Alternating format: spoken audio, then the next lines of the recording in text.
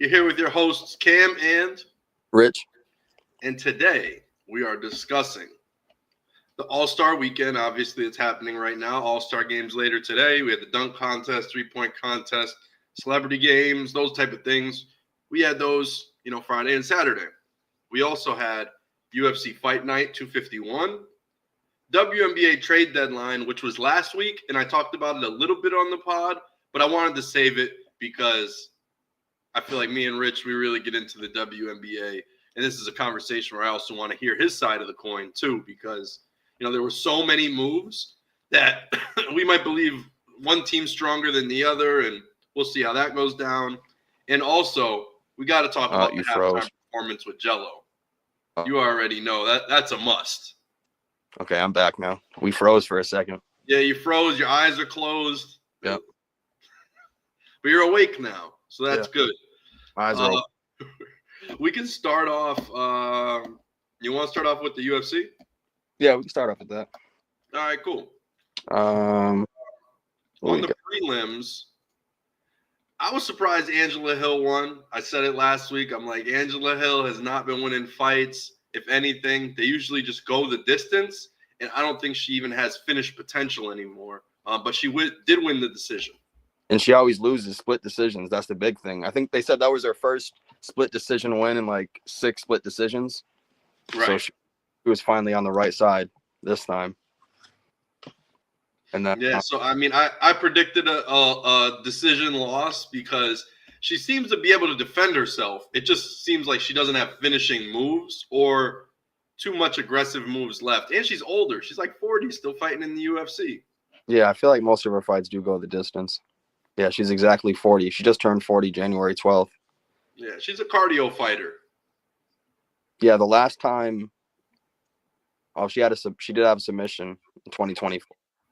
But there's been 2 finishes since 2020, and she's had 1, 2, 3, 4, 5, 6, 7, 8, 9, 10, 11, 12, 13, 15 fights. She had 15 fights in 5 years and only 2 finished. Yeah, she's had 15 fights since 2020 and 2 finishes. But both of those finishes have been her finishes. She hasn't gotten finished.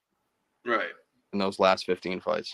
That's what I'm saying. She's typically fine defensively protecting herself. It's just like she doesn't finish people, and it just is what it is. So her fights always go 5 rounds, and then for some reason the judges hate her, and they give it to the other person. Yeah, that's tough. But yeah, 3. That's a bunch of split decision losses. Yeah, that's crazy. Hey, Rich, you might actually be tied into this. I didn't know because All-Star and everything's been going on. I guess Auburn beat Bama in college basketball. Is that that's a big beats me. I only follow the women. Right. I know you're in the women's college basketball. Yeah, the UConn women play South Carolina today at 1. That's a pretty big game. That's big time. UConn's probably going to get killed because they have no dogs. But how's Flood? She had who they play last game? Well, they played one of the trash because the Big East sucks, so they're going to win every Big East game. So I'm not worried about that. But they beat, I forget what Big East team it was. She dropped 34. It's a career high. Okay. Because when she gets going, I don't know. It's just her confidence. She doesn't, I don't know. She's a lot better defensively. This is her best year defensively, but she hasn't been able to stay healthy her whole time in college. She's always hurt with a knee injury or ankle or something. Just, I don't know what it is. And then when they play really good teams, she struggles because I think they defend her well. I think she could, and she gets her shot off so quickly. But against a team like South Carolina, it's a whole different ball game, especially on the road. South Carolina at home is pretty scary too. They haven't lost this year. South Carolina still got some dogs on that team. Yeah, and this would be a really big win for UConn because they're down to 7th and South Carolina's 4th because I think South Carolina's lost once or twice, so they can move up in the rankings with that win, have a number 1 seed come March Madness time. And after the South Carolina game, they play all Big East teams, so they should be good for the rest of the regular season and the 3 Big East tournament games, and then March Madness starts. So they'll be good if they win this, but I'm not too confident in this team. But yeah, we don't know too much about Auburn beating Bama. Men's basketball, women's basketball, we got it on lock. Ritchie knows all this stuff. You see Watkins the other night. You see Juju Watkins the other night. What'd she do? She dropped 38. She had 8 blocks, and they beat UCLA, who was number 1 in the country and hadn't lost. Wow. Carried the team. She's fucking impressive. Yeah, she carried the team. It was scary. That's one thing we've been saying. Juju Watkins she's the Michael Jordan.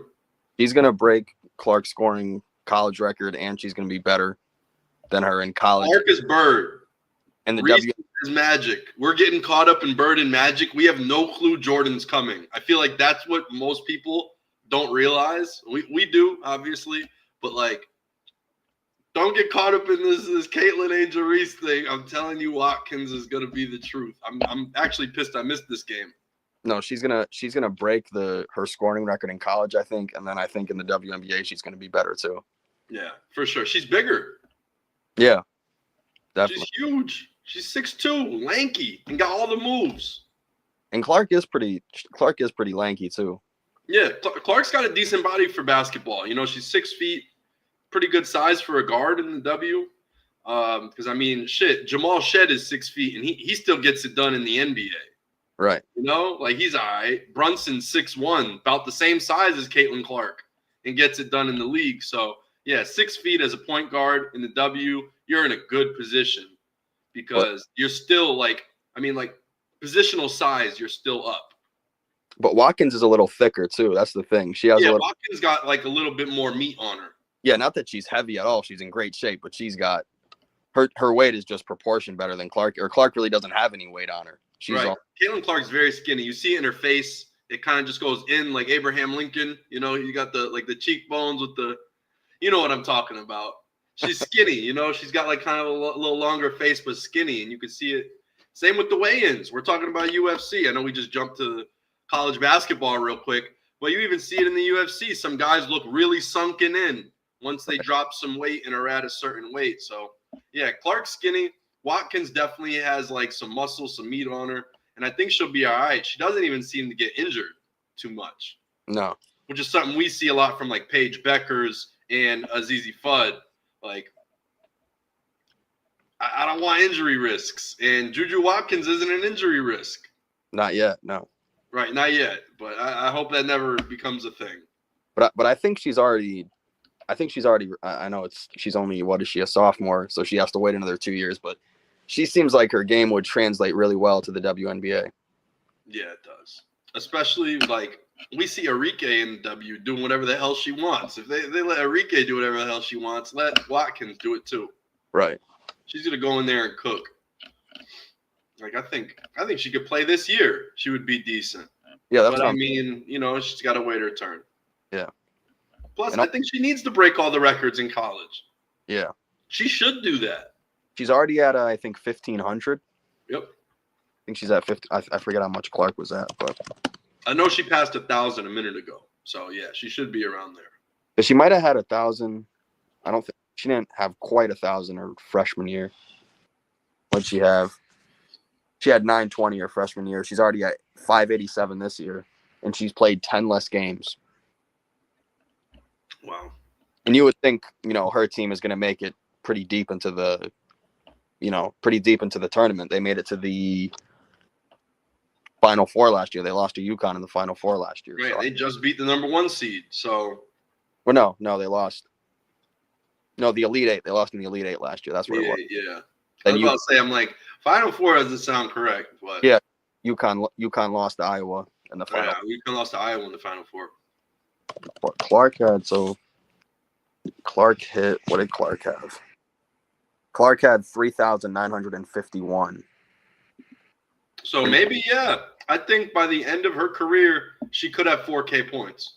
And Watkins is at 1,507 right now. Right. If she does 1,000 a year, she could make it. In 920 freshman year, that means you could do 950 to 1,000 every year after. Yeah, and you would think should be better. She should be a better scorer, in my opinion.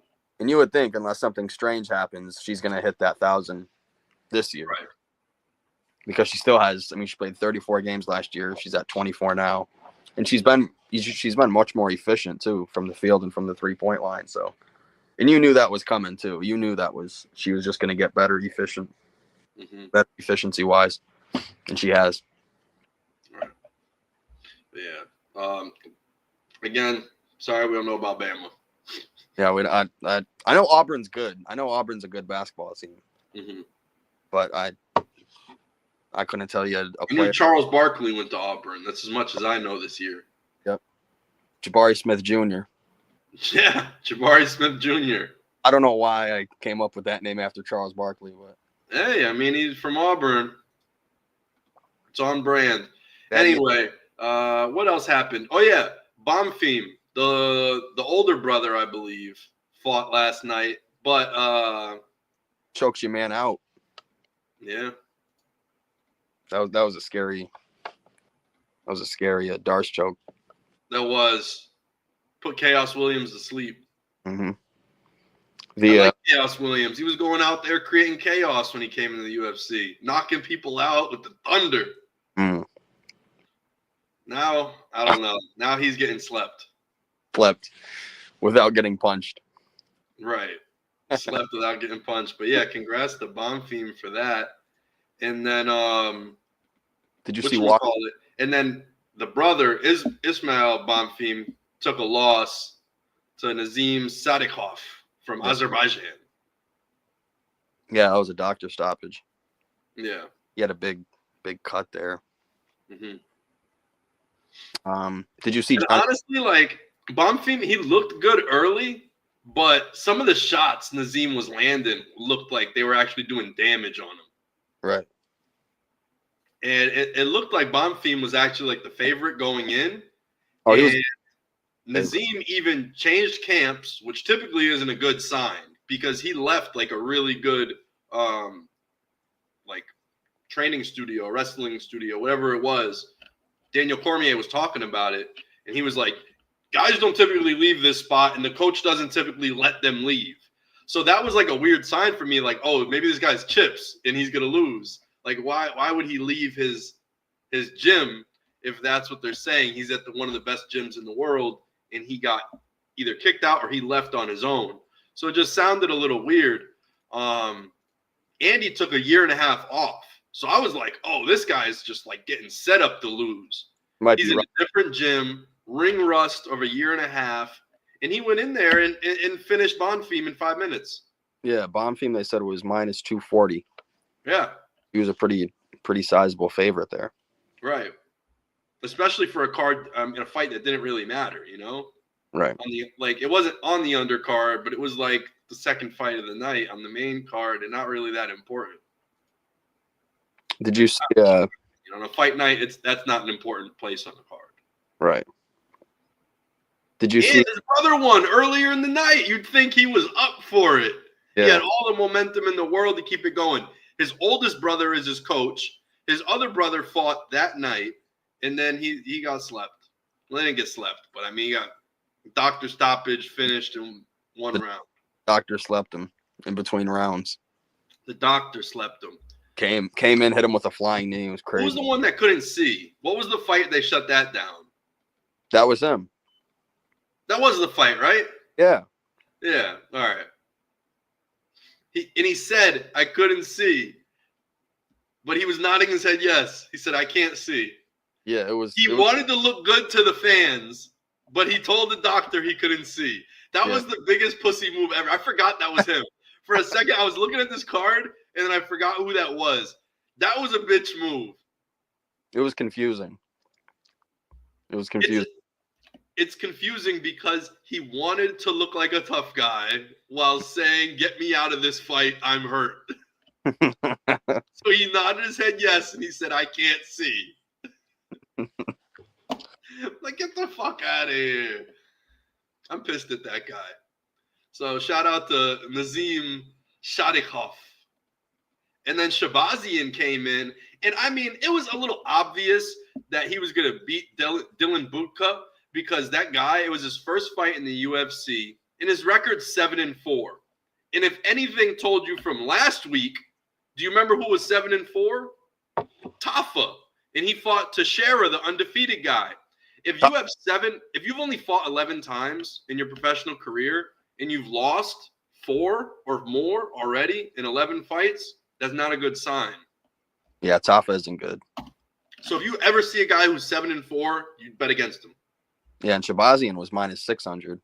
Yeah, he was minus 600 too. It was bad. They were right on that. They were so right on that. That was free money. Especially, like I said, the guy, he never even fought in the UFC before. And to be real, some of the things you realize, guys that are fighting outside of the UFC are not fighting in optimal weight classes. If you've seen the body structure of Shabazian next to Budka, it's ridiculous. He looked like a small middleweight. He looked like a small middleweight. And how much, what is it? This is 205, right? No, it was middleweight. It was middleweight? Yeah, 185. All right, it was 185. Bro, this dude should be fighting in 155. If he was a UFC vet, he's the same size as Gaethje. Dead ass. He was a small, stocky dude. It made no sense. He wasn't muscular. He wasn't anything. Right. And I think that's what I'm saying is most of these guys in the UFC are weight bullies. Any other fight organization, Shabazian, if he was a normal guy that wasn't backed by the UFC from the jump and who like built his career, and not just like if me and you wanted to start training UFC and we fucking join an MMA gym and start fighting professionally. That's kind of what that guy did. And he's like, I'm just fighting out of my backyard type shit. And I weigh 185 and this is what I fight at. Yeah, he didn't want to fight. He doesn't have an optimal body for 185. He needs to drop to 155 if he actually wants to have a career in like MMA or UFC, because you can't go in there at 185 being as small as that guy. That made no sense. It looked like he didn't weight cut. He looked like an average Joe at Walmart who just took his shirt off. I'm not even trying to play him. You could probably fight. He's probably got skills. But, bro, you're in the wrong weight class. I promise you that. You're in the wrong weight class. Dudes at 170 are bigger than him. I can name 10 dudes bigger than him at 170 right now. Like, the whole fucking ranking system is bigger than him. That should tell you. If you're at 185 and you're smaller than 170s, you're probably a 155er. And that's just real shit. Because he didn't have big legs. Nothing. I'm like, you just went out there. Like, you just showed up. And that's kind of what it was. Anyway, like, we can move on from the Shabazi. It was a quick knockout against a jobber. Calvin Kattar and Zazal.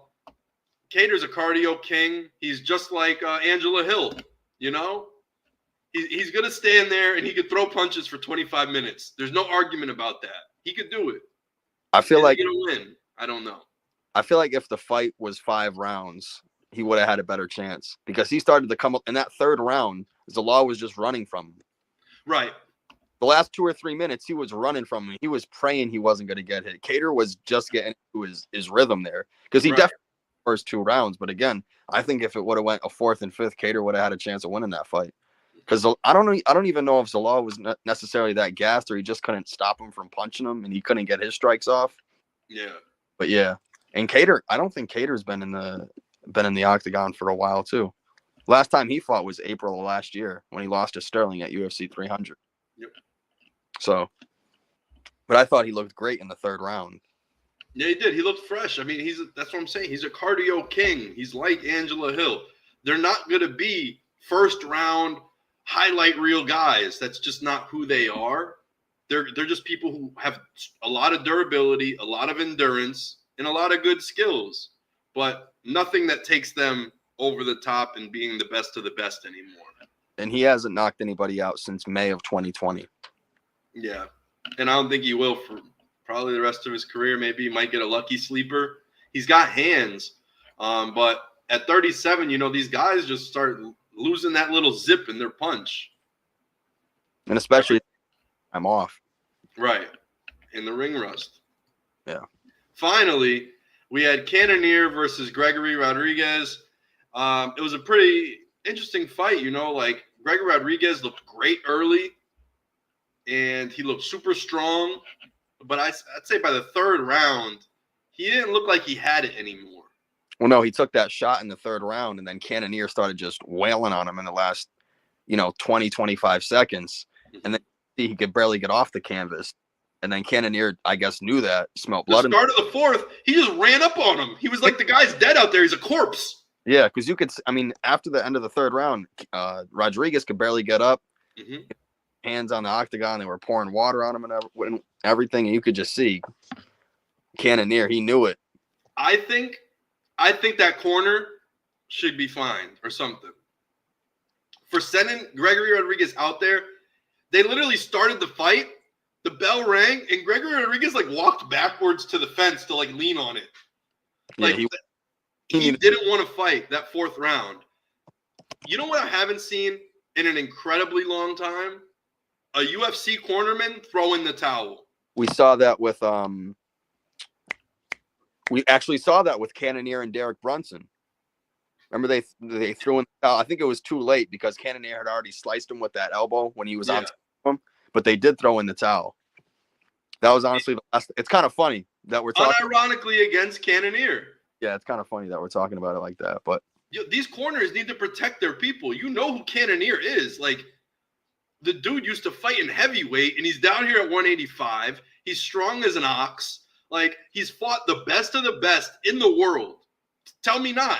Tell me he hasn't fought any of the best fighters in the world. At every weight class he's been at, he's been a threat. And you can't just send your guy out there. You know what I'm saying? You're literally sending your fighter out to the slaughter if you don't think that he could defend himself.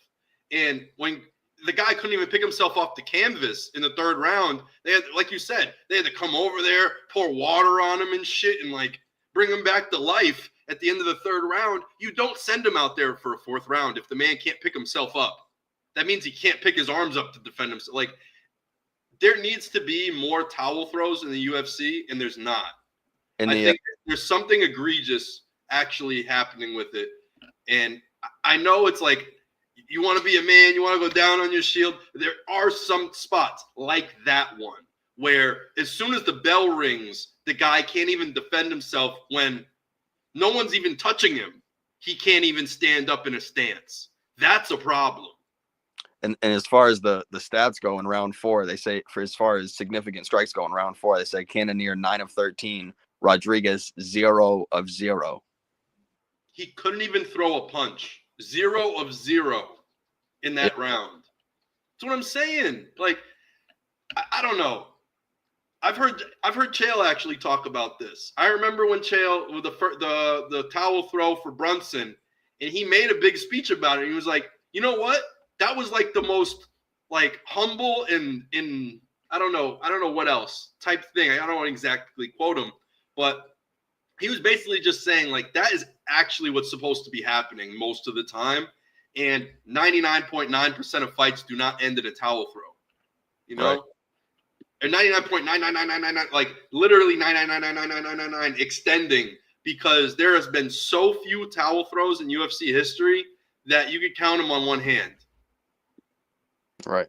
And that's just what it is. And I think last night was another night where a towel needed to be thrown for Rodriguez because that wasn't safe. And, oh, my God, the body shot, the final body shot that moved him to the side, that's what made him run away. When he was protecting and he was getting hit, he was like, oh, whatever, I'll eat those. As soon as he got hit with the body, he said, ooh. Yeah, he ran to the left a little, and then one more shot came right as soon as he ran to the left and got off-centered. He didn't care about the headshots anymore. He didn't care about nothing until that body shot came. Because you've seen, bro, the way Cannonier dropped that shot into him. Nobody could have took that after 3 rounds of a beating. It was bad. From 40-year-old Jared Cannonier. 40-year-old Janet Cannonier. But the thing is he dropped the weight. That's why I feel like he carried so much weight his whole life. He was a bigger dude. And as he got older, he dropped weight. So I think his athleticism and everything stayed with him longer. He had more of a longevity to his career. And who knows what he could do. He might have another good, solid 1 to 2 more fights in him against top guys. Yeah, even at 40. And he was talking about it, though. All 4 of the people that are ahead of him now in the rankings have beaten him. Right. So it's kind of hard to make that fight. But, I mean, he's certainly on the right side of things now. What do you put him against, Chimaev? Bo Nickel? Bo Nickel, actually. That's actually cool because Bo Nickel's super young. that even if he loses, it's like, whatever, it's a vet. If Chimaev loses, then Chimaev's done. Yeah, he Bo hasn't. Nickel can come back. If you lose the Cannonier as Bo Nickel as an up-and-coming prospect, even though people have kind of gave him the stamp, like you're going to be the future and you're the best already, like he's not there yet. Let's be real. That's the guy. You test Bo Nickel with Cannonier. If he could survive Cannonier, and I'm not talking about throwing a towel the next day after his fight, then maybe Bo Nickel is a top 5, top 10 guy. But it's a big risk though for Cannonier because he's 7th right now. I don't know how much he's going to move up because it's a big risk. But what is the risk? No, the risk is for Cannonier. I'm saying. Oh, the risk is for Cannonier because Bo Nickel's only 15th, Cannonier 7th, and I don't know how much Cannonier is going to move up because Rodriguez wasn't even ranked before this fight. So I don't know how much Cannonier is going to move ahead of Boyaro, Robert Whitaker, Adesanya.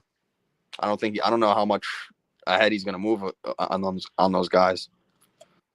But do we want to see like him in a repeat fight at 40? Really, no, and right. I think Hamzat's right there. I mean, for the belt. Right, so like fighting Cannonier, I mean, he's a good gatekeeper for that top 5 and like a number 1 contender. If you beat him, you're legit. Right. That's proven now. He just annihilated Rodriguez. So right.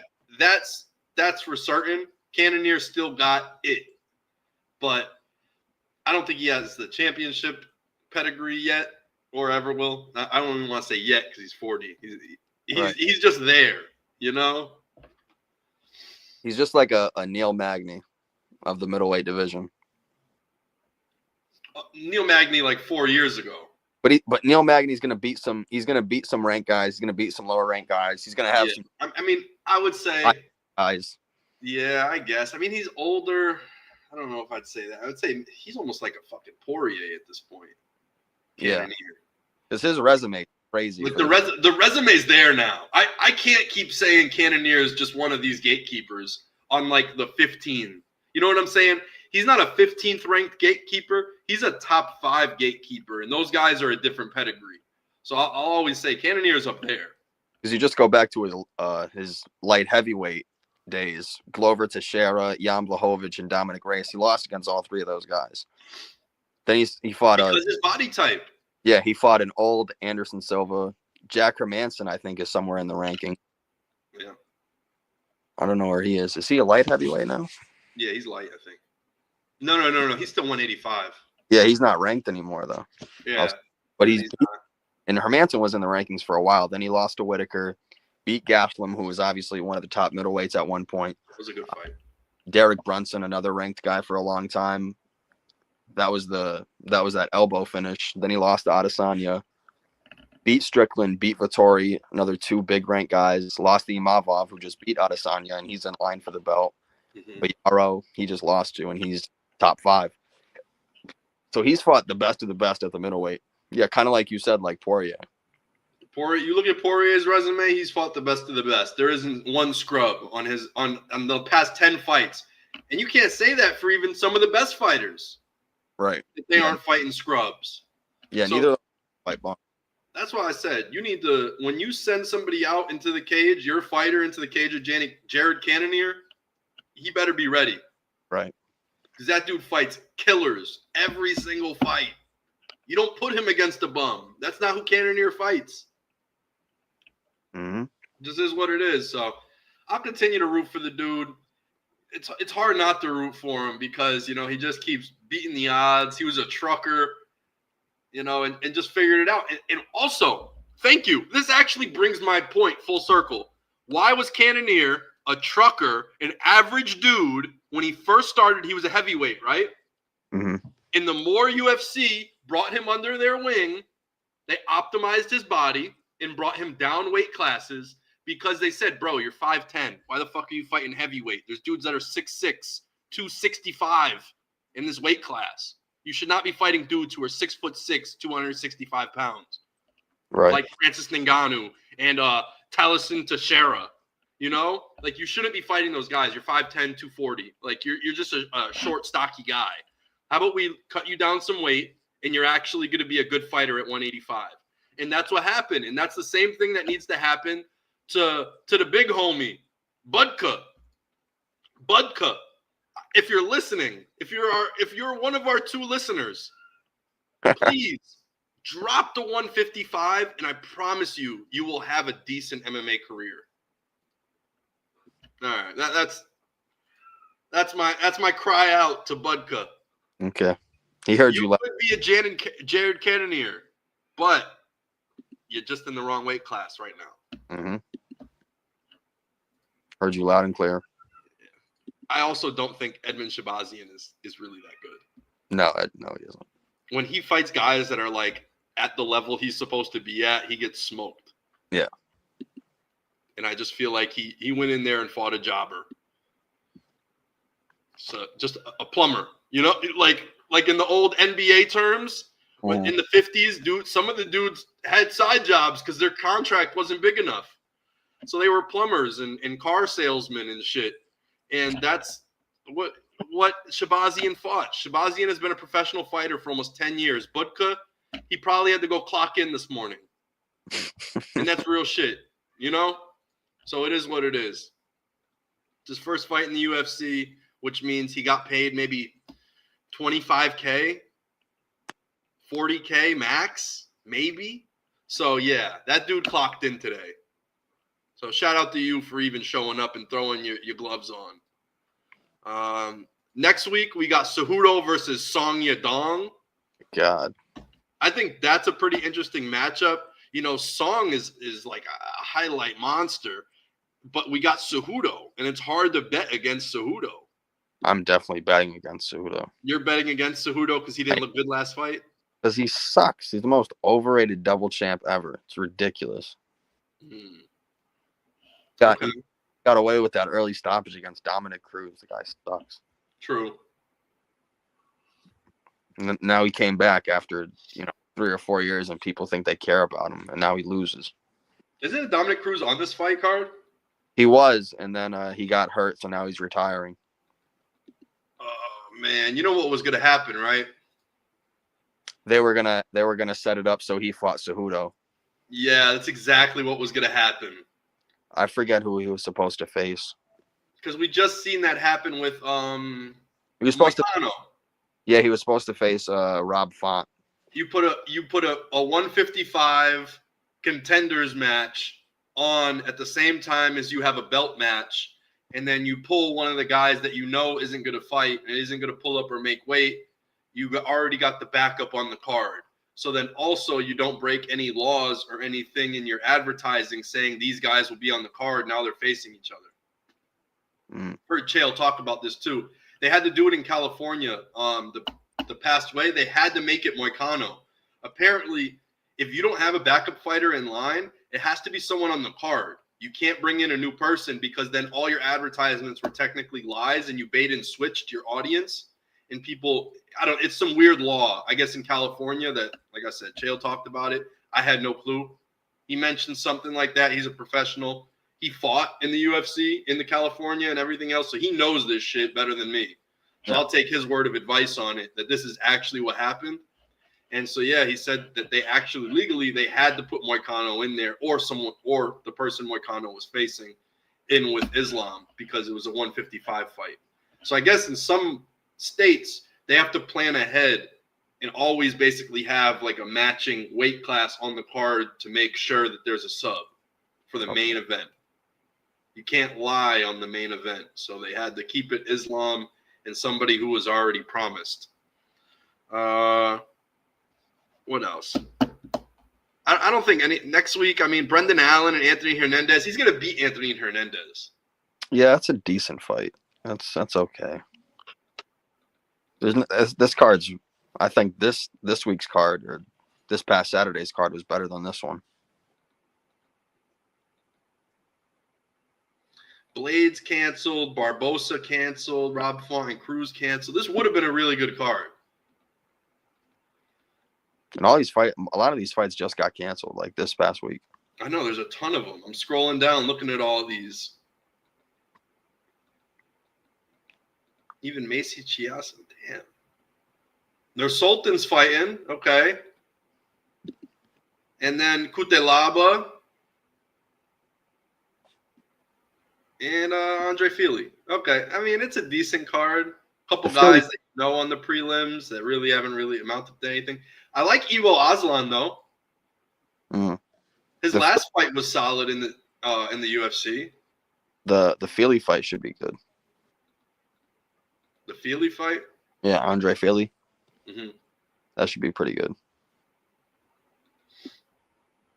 Yeah, this card's kind of weak though. But yeah, the Aslan guy, I think he's gonna knock out Kutelaba first round. I hope so. Because this dude's been knocking dudes out first round. And it's one thing I know about Kutelaba. He stays in the pocket and gets slept every time. Yeah. Or gets slumped, I should say. Not slept, because he doesn't get slept. He just gets slumped. And you just see him start wobbling. And you know it's done. But that's the type of dude. Aslan's pretty strong, so that's where I'm going. No Kutelaba. Bet the crib on it.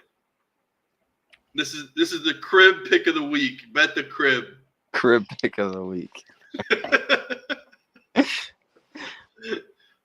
Yeah.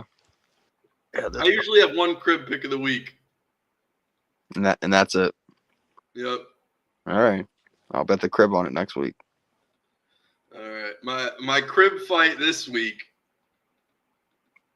was definitely would have definitely had us homeless. Why? What was it? Oh man, it was definitely chaos. Oh, it was. It was definitely chaos. We would have been homeless. I'd have been homeless. I'd have been calling up chaos. Hey, you got a couch? It's your fault. Right, it's your fault. Give me a house. No, you know what? If I called him, he probably wouldn't have picked up. He might have still been sleeping. No bullshit. Why is Ruzabayev fighting a guy who's fought one fight professionally? You talking about next week? Yeah. In Seattle. He's had 45 fights professionally. This guy's Ruzabayev isn't fighting a guy with one fight. He's fighting Eric McMonaco or whatever. Yeah, he's 1-0. No, the dude's 9-2-1. What am I looking at? You see, Ruzabayev's record is 34-9-2. Yeah, 34-9-2. That's what I'm saying. They're Sultan's fighting. That's how I always remembered his name. I could never say his last name, so I always remembered Nur Sultan. Oh, it must be different. I don't know. We're seeing two different things then. Yeah, so the guy Eric McMonaco, he's 34, and yeah, it says he's 1-0. This is weird. Yeah, he is not 1-0. He is on a win streak. So I'm on his Tapology account right now. He beat a guy with a rear naked choke, a decision, body shots, decision, rear naked choke. Yeah, ESPN screwed this up. Yeah, they must have.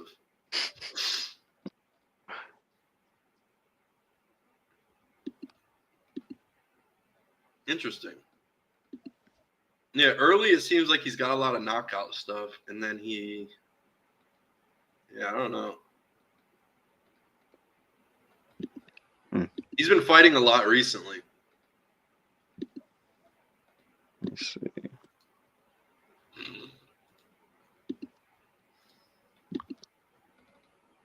But Nur Sultan's huge for his weight class. 6'4", and he looks big.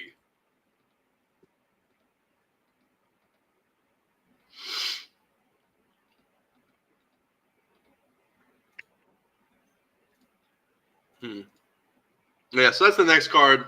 Henry Cejudo. You're not really excited for it too much. I'm not really either. He was a double champ in a weight class that no one has ever really cared about, 135, up until recently. Right. Sugar Sean kind of brought flavor to that division. that has never really had any flair. And now he'll never get that back. And yeah, right. Now he'll never get it back. I mean, unless he could beat Song. Yeah. Can he stop Song? Can he stop the music? I don't think so. Me neither. He's not stopping the song. He's not stopping the song. So let's jump to the W real quick. W, we had some great trades. Like, absolutely, honestly, scary trades because our team has gotten completely dismantled, and all we have left is Natasha Cloud and Marina Mabry. No, well, Marina Mabry requested a trade, so she requested a trade. Exactly. So it's getting ugly. So our players are basically Udoda and Astu Fall. Oh, and Tina Charles, we do it. And we got Tina Charles. I was gonna save that. I was gonna save that for last. A 36-year-old. Because we even traded Dejanay Carrington to the Wings, and now she's playing with her wife. Mm-hmm. Her and Alyssa Smith are down there balling together, which is pretty cool. Good for them. But we did also we were a matchmaker, and then we also broke apart a couple.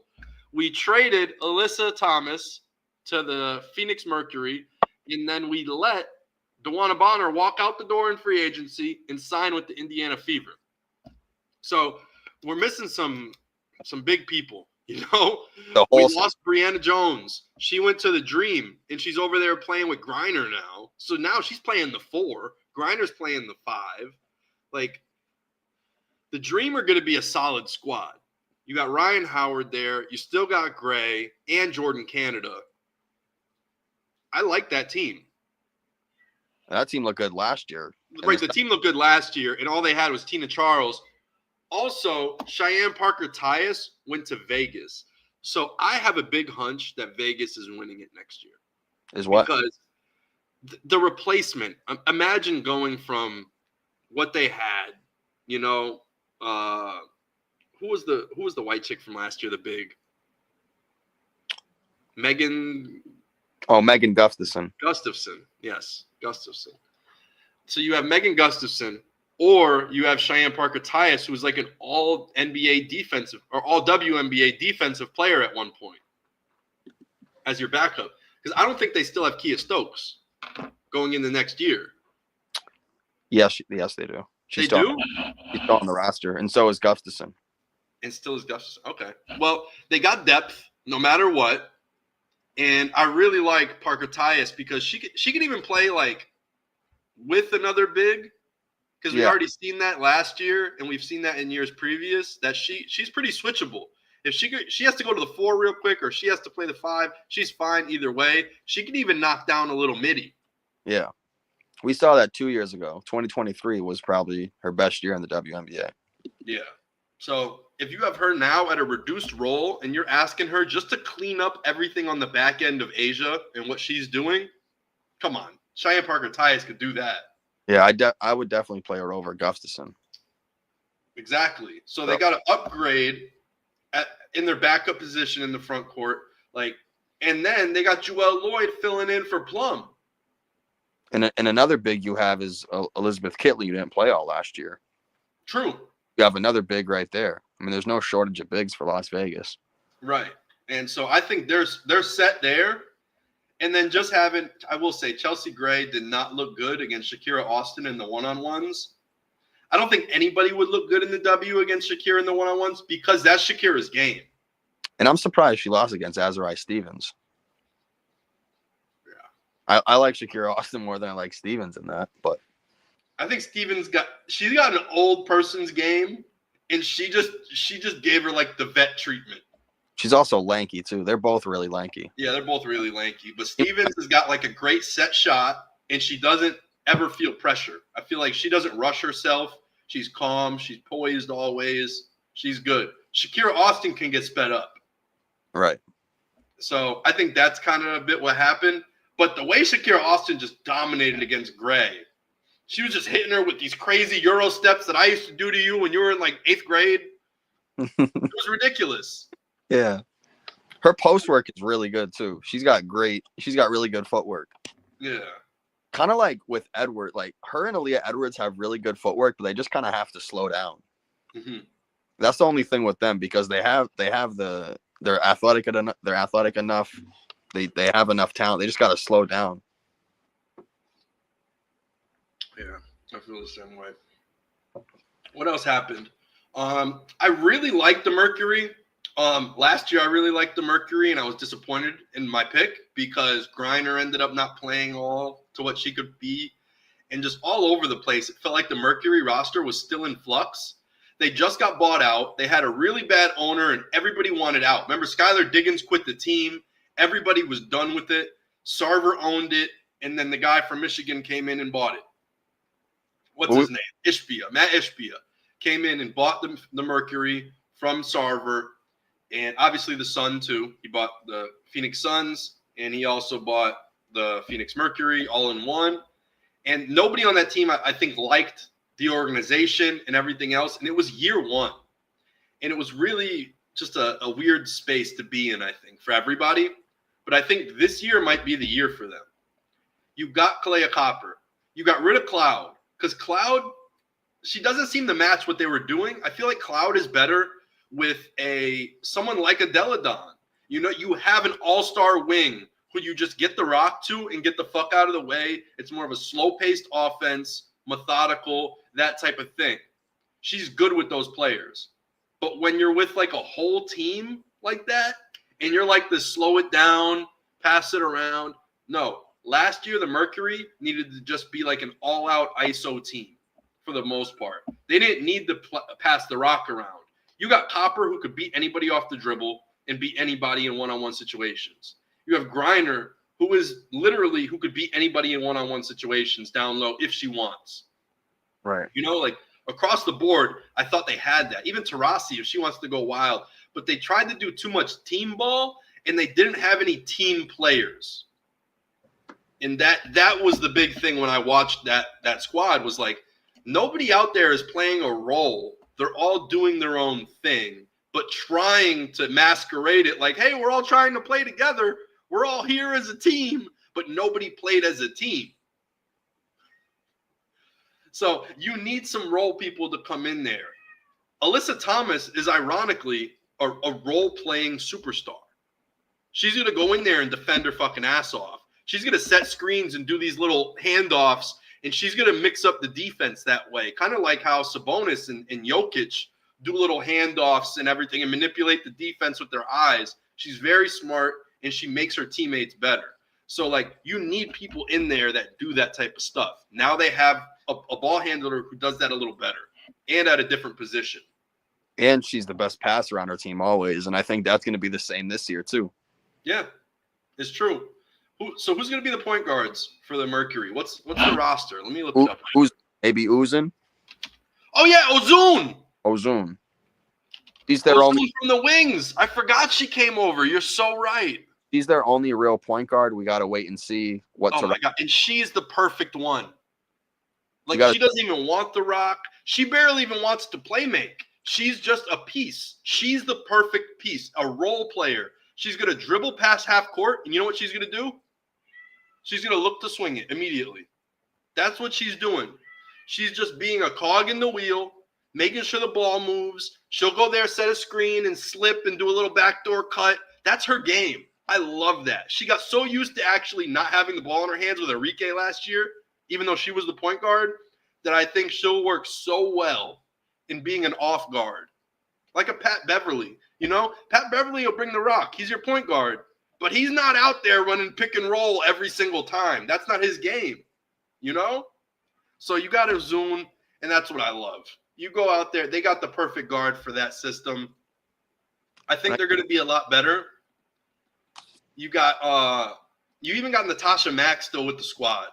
You got Kalani Brown. You stole her from the wings.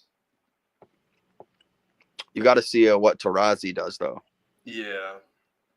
But as long as she's in the starting lineup, I don't see it working. I think we were talking about it a couple podcasts. We like her a lot more off the bench. Yeah. If she played 15, 20 minutes off the bench, fired up 5 or 6 threes a game, hit 2 of them, you'd be okay with that. Yep. Starting lineup should be Ozun, Copper, Sabali, Alyssa Thomas, Kalani Brown, or Natasha Mack. But I like Kalani because she's a better spacer. And you don't need Natasha Mack because Alyssa Thomas is better than her at everything Natasha Mack does. I love Natasha Mack. She had a great year last year. She filled in when Griner was hurt and out. And remember, because she was on the boot starting day one, and they didn't tell nobody. Remember, I drafted Griner in our fantasy league because they didn't tell anybody 2 days before the season started that she's out for fucking half the year. Yeah, oh my! I just got triggered thinking about it. Who's in the WNBA? Oh my God, they fucked us over with that injury report. But anyway, Natasha Mack played half the season, and she did a lot of facilitating from the 5. She played as just this plug and play, just middle person, just kind of giving it to everybody, doing what she had to do. I like Mack. I just think with Mack, you can probably guard more positions too, more than Kalani Brown can. Yeah, that is true. And Alyssa Thomas is always good. She could switch on a big and be fine. But also, I think Brown's better offensively. We know Kalani Brown can hit the mid range. She's a good shooter. She can hit the mid range, and Mack really doesn't have much of an offensive game. Right. So, but either way, a scoring game. She has an offensive game. She's a very smart offensive player. She's just not a bucket. Right. Yeah, as far as scoring, Brown has her. But either way, whoever you start, I think you're pretty good there. Yeah, you got Sammy Whitcomb too, coming off the bench as a backup guard. Celeste Taylor, Yeah, I mean Whitcomb, great 3-point shooter. And then you got shooting off the bench coming with Taurasi. You got good spacing coming off the bench. I don't know. I like what they have. I do too. Yeah, they're gonna be one of the top teams too. They'll be top 3, top 4, I think. And we haven't even really talked about what Satu does. And Satu is just like the best wing out there. I don't know. Like I wouldn't want another wing on the court. I would take Satu over Stewie right now. Honestly, I'm probably Brianna Stewart's probably my favorite UConn player ever, or up there. Me too. But just seeing her get 12-0, she didn't get smoked either. What's her name made a couple threes that she never takes, and they were all net. Nasty. Aaliyah Edwards. And Stewart couldn't make a damn shot. She shot like it's not even like she got smoked. She went like 0 for 8. But the thing is, since the 2023 playoffs, she has not looked the same. Mm-mm. I don't know because she had a great first regular season with the Liberty, and then come playoff time, she was horrible. Then the regular season, just this past regular season, she was okay, and for a lot of WNBA players, that would have been a really good season. But it was a down year for her. The playoffs, she didn't look good. We know the finals, especially in that Game 5, her and Ionescu were horrific, and Jonquel Jones and Nyara Sably saved their chances of winning a title. So I don't know what's going on with her. And she really hasn't looked that good in this unrivaled league, 1-on-1 or 3-on-3 doesn't look good either. I honestly think all the vets are going to die from this. But Collier's looked great. This was Brianna Stewart just opening her little purse and just getting every last dollar she can before retirement. As she should. Because I honestly think this unrivaled league will kill all the OGs. Remember how even Drew Holiday right now, look at what he went through from going from the finals to the Olympics to the season again. He never got a break. Brianna Stewart, mark my words, Brianna Stewart will get hurt this year, and she will not have a good season statistically compared to every other season. I'm not wishing this upon her. She's doing way too much in the offseason, and I just don't think it's going to work out for the W. The W is longer than ever. They're adding games every year now. There's 44 games to the season. She started playing 30 or 28 or 30 games per season. Now there's another half of the season added from 30 to 44 is basically another 50% of the season added, 15 more games instead of 14. But just, give me the one game. 30 to 45 games is 150% of what she was used to from the start. Now she started her own league and she's doing full court 3-on-3. Do you know how much that kills you? Do you know how much more you have to defend and try hard when you're doing 3-on-3 full court? You can't hide. You're in every single possession. You can't hide. There are no possessions to take a breather. What's up? It is a condensed court. it's a condensed court, but like I said, you're in every possession. Your touch percentage when you play 3-on-3 is like 80 to 90% touches for every player on the court. You're going to touch the ball every possession. You're working hard. Right. It's not like 5-on-5 where you've got two guys standing on the corners or something just to keep the defense honest. Like, this is actually everybody's moving, screening, cutting at all times. And I think that's a lot of overuse, especially for Stewie. So maybe we'll see more load management now in the WNBA. We're going to see load management starting in the W because they have too many games, because they got too greedy. They wanted to make too much money and have advertising and commercials for 44 games for 13 teams now, not 12 teams. There's 13 because of the Valkyries that are starting this year. And then next year, there's 14 teams because the Toronto Tempo are going to start back up. Or not back up, but start up. So it'll be 44 games with 14 teams now. More games than ever. And I just think it's going to hit the vets hard. The people who are like, unrivaled, yeah, independent league. It's so cool. They are digging themselves an early grave. I'm going to call it. Let's see if I'm right. I could look like an asshole, but I'm calling it right now. I see what the Olympics does to these people. We just had the Olympics. Also, they did the Olympics. Stewie won a championship, did the Olympics, did her own little unrivaled independent league, and now she's going to go back and play 44 games next season? I don't think so. So all the vets are going to be cooked. They're going to have dead legs, and it's going to be bad. So who's ever in it, maybe Nafisa Collier, also someone who struggled with injuries her entire career. Now she played an entire offseason competitive basketball. I don't know. Asia Wilson's going to average 40.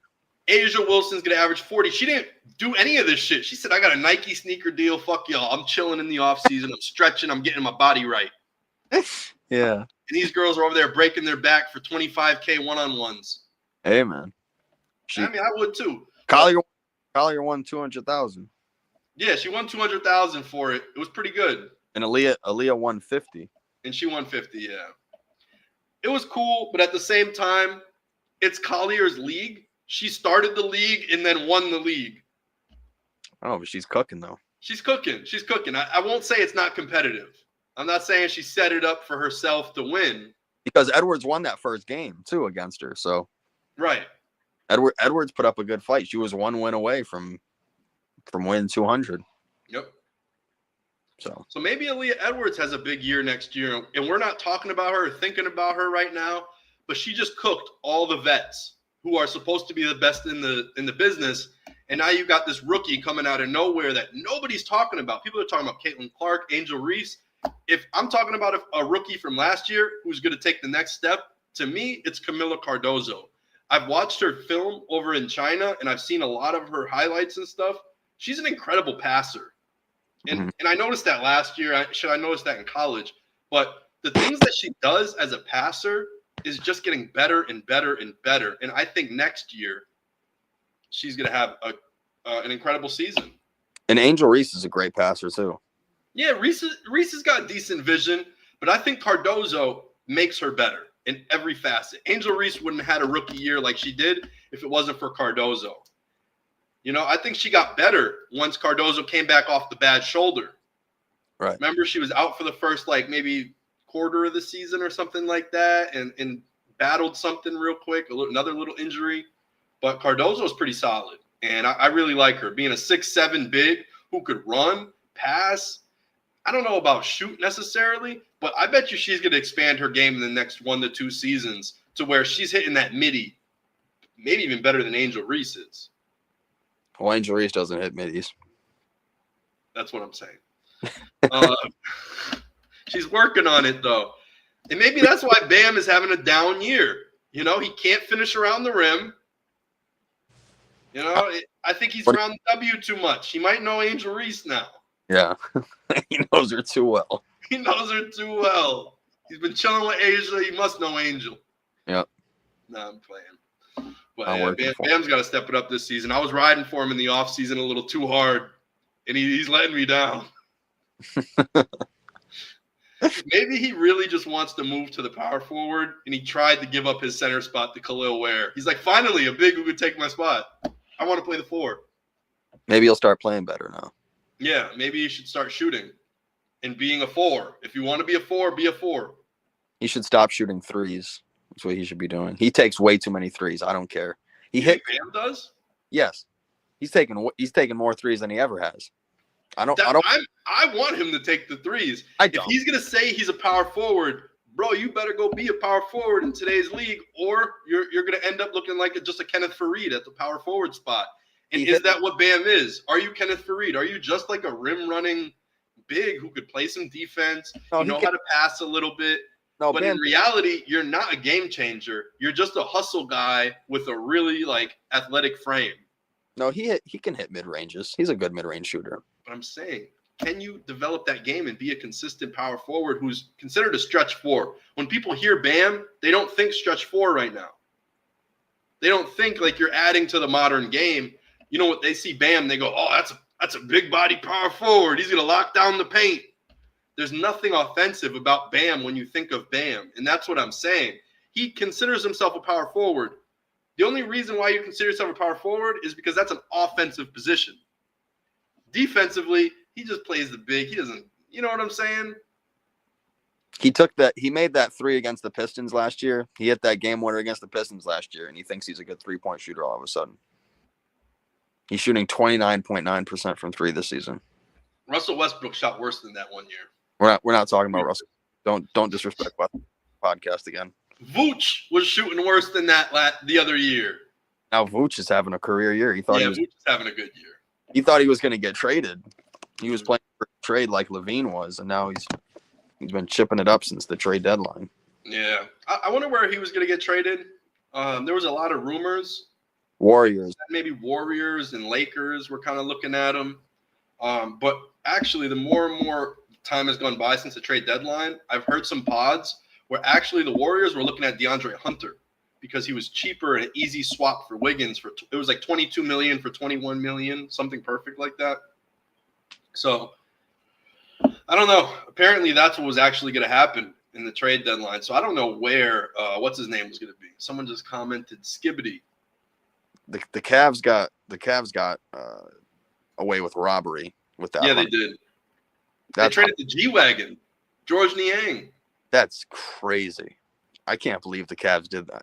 The Hawks and Karis LeVert. It was a good trade because Karis does not guard up on defense. He can't slide up to the 4. If you want him to guard Tatum, you think Karis LeVert's guarding Tatum for a series? Fuck no. Or Niang. Right, or Niang.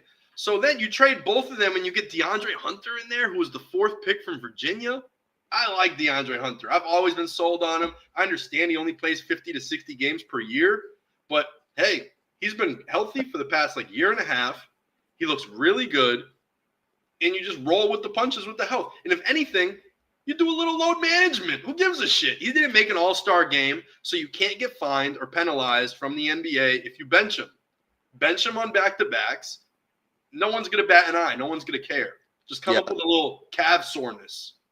Just leave him out for the night. That's the only thing you have to worry about with him is the health. Right. So you get him to the finish line. You're already here at All-Star. You're the best team in the East. You don't need to, drive DeAndre Hunter into the ground and, oh, my God, we have to work so hard. They don't have to. You're already there. Maybe not coast to the finish line. Work through some things, get him used to the offense, put him in some tough situations maybe, whatever it is. But don't run that dude to the ground because you're going to need him in the playoffs, and you just traded your guys to make sure that was the guy who's guarding Tatum in the Eastern Conference Finals. Or Giannis in the Eastern Conference Finals. Or who else could it be? The Knicks. The Knicks, yeah. You're guarding OG and Mikal Bridges. Potentially on a switch, you could guard Cat. And I could see DeAndre Hunter switching and guarding Cat. Imagine Cat driving to the rack with Hunter on him. Oh, my God. It's going off his foot every time. And we know Cat's emotional. He's emotional, and if Hunter locks him up on 1 or 2 drives, Cat's going to start freaking out.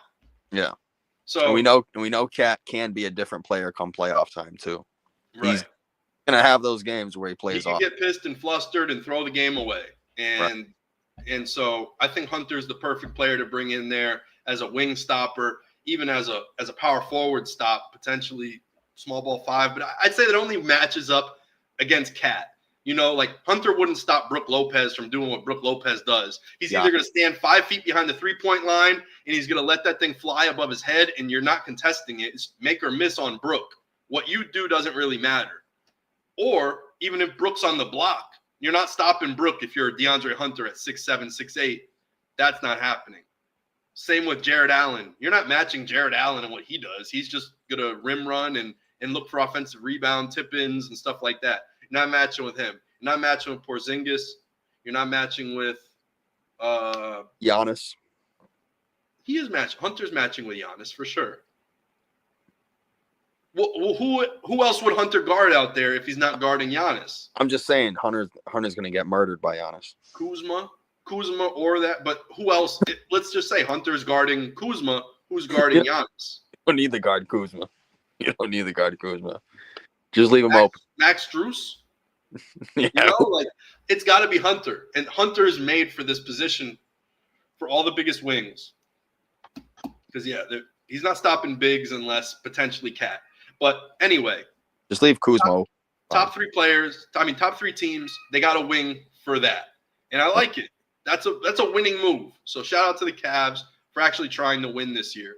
You got a bench. You know, Ty Jerome is fucking solid coming off the bench, being their 6-man scorer. You got Strus still there. You know, the Strus is loose. Dean Wade is still there at the wing. You got a stretch guy coming off, at the 4 now. Celtics I don't know. I like their situation in Cleveland, and I think they're a true contender with DeAndre Hunter there. Top pedigree guy. You need those guys. There's no other way to stop Tatum. You're not going to bring him in, and you're not going to bring 6'5" Max Strus, who played Division II basketball his whole college career, and you're not going to bring him in there to stop Tatum, who's been the number 1 kid in the country since he's been born. You know what I'm saying? Like, it's not going to happen. It's just not. So, good for them. But now it's a little stressful facing the Cavs. I see where they could win now. Before, I seen a hole in their whole game. You know, Karis LeVert is a ball stopper. He might win you a game, but he's going to lose you 2 or 3 in the playoffs as well with his dumb shit and lack of defense. Same with George Niang. You know, George Niang, he's going to make a couple smart plays, and he's going to do the right thing, and you're going to be like, he never messes up. But at the same time, he does mess up a lot, too, because he can't make the certain defensive rotations and everything else that you're supposed to at an elite level. Because he's fat. But he was the man. You know, he came out, he graduated, I think, a year before I did. He was first team All-Massachusetts when I was a senior in high school. He was that, or junior or senior in high school. I think he was a year ahead of me. So I've always loved George Niang, fucking Jake Layman, Michael Carter-Williams, all the Massachusetts guys who were like, you know, when I was in high school, who were the best of the best. When I seen, you know, I've either played against them or I seen them play in other AAU tournaments or something like that. Like, I remember being a kid and facing Noah Vonleh and Nerlens Noel at Wilbraham Munson Academy in the top 50 summer camp, and facing Good Luck Okanoba. If anybody, Wayne Selden. These names. Y'all don't know about these names, bro. I'm trying to tell you, these were dudes. Good Luck Okanoba, he went to UNLV. That motherfucker, if you thought Nerlens Noel could block a shot, Good Luck could do it too. I thought Nerlens Noel was going to be nasty in the league. Yeah, Nerlens Noel should have been nasty. I don't know what happened either. I think he denied that contract from the Mavs and then fucked up his whole career, kind of like Schroeder. Well, Schroeder didn't fuck it up as much, but Schroeder fucked up his money to stay in LA. Yeah. But he still won a ring. He still did his shit, and he still got his minutes. Nerlens Noel didn't get his minutes. Finally, someone gave him minutes and said, here, we'll pay you 4 racks. No, 4 years, 50 racks. And he was like, nah, I'm worth way more than 50 mil. You can't give me 50 mil. I'm worth more. I'm the top center, shot blocker. And they said, oh, okay, walk on the contract. And then who else is offering you 50 mil? Nobody. And then he came back. Oh, can I still sign the contract? And they said, no one's paying you that, so we're not either. And that's what happened. Same thing happened with Schroeder. Lakers offer him a big contract after the championship. He goes, nah, I'm worth way more than that. Watch, I'm going to go to these other teams. He goes to the other teams, and they send him back crying, looking for the old deal. Well, he wasn't on the championship team. Schroeder? No, he wasn't. He wasn't on the championship team? Year after. The year after, you're right. And year after, in the 2020-2021 season, he played really well. And he played really well with them. You're right. It was Rondo. Yep. It was Rondo in them and Caruso. And then he wanted whatever, $100 million or whatever. Then he wanted whatever because he was like, hey, I was the good part on the team that was coming back, and you guys were supposed to repeat. I wasn't the failure. So that was his good sales pitch. Yeah, you're right. And since then, the year after. Since then, he's gone to the Celtics, Rockets. Then he went back to the Lakers, Toronto, Brooklyn, Golden State, and Detroit. Golden State wasn't a good pairing for him because they don't run the pick and roll. Dennis Schroeder is a pick and roll point guard, and like I said, Golden State Steve Kerr has never run that. The only time he did sort of was with Chris Paul, and it was very weird with their offense. And they didn't like it. Curry didn't like it.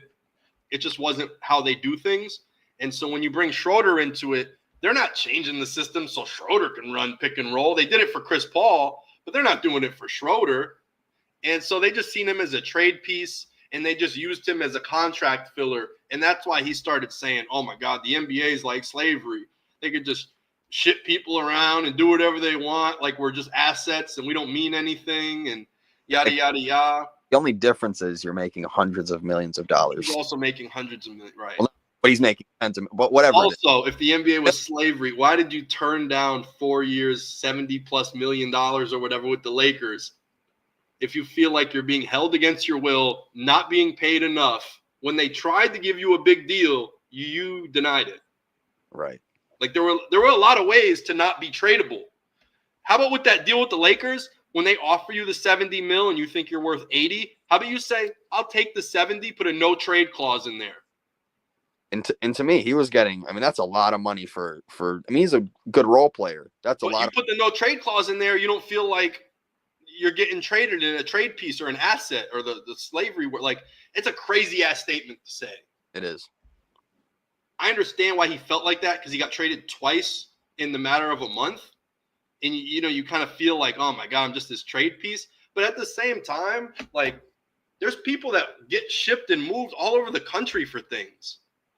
He kind of did it to himself. People pick up and move all the time. Like, shit, I live in Los Angeles now because we lived in Boston, and my girl got recruited to go work for a company in California and Los Angeles. That's the same thing as getting traded from Boston Celtics to the Lakers. You're moving for work to keep your job. They pay your moving fees. And they pay for all these things. This is what companies do. This is what businesses do. You negotiate. You say, okay, well, I'm going to negotiate at this price.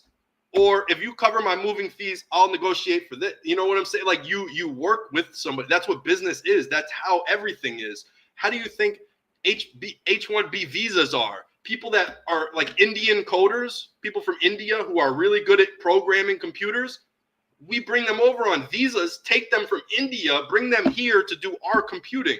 Like, it is in all industries where people are getting shipped all over the countries to provide a service. If you are a skilled labor worker in your, field, you will be recruited. You will be scouted, and you will be sent all over the world to do an elite task. If you're the best plumber in the world, what do you think you're doing?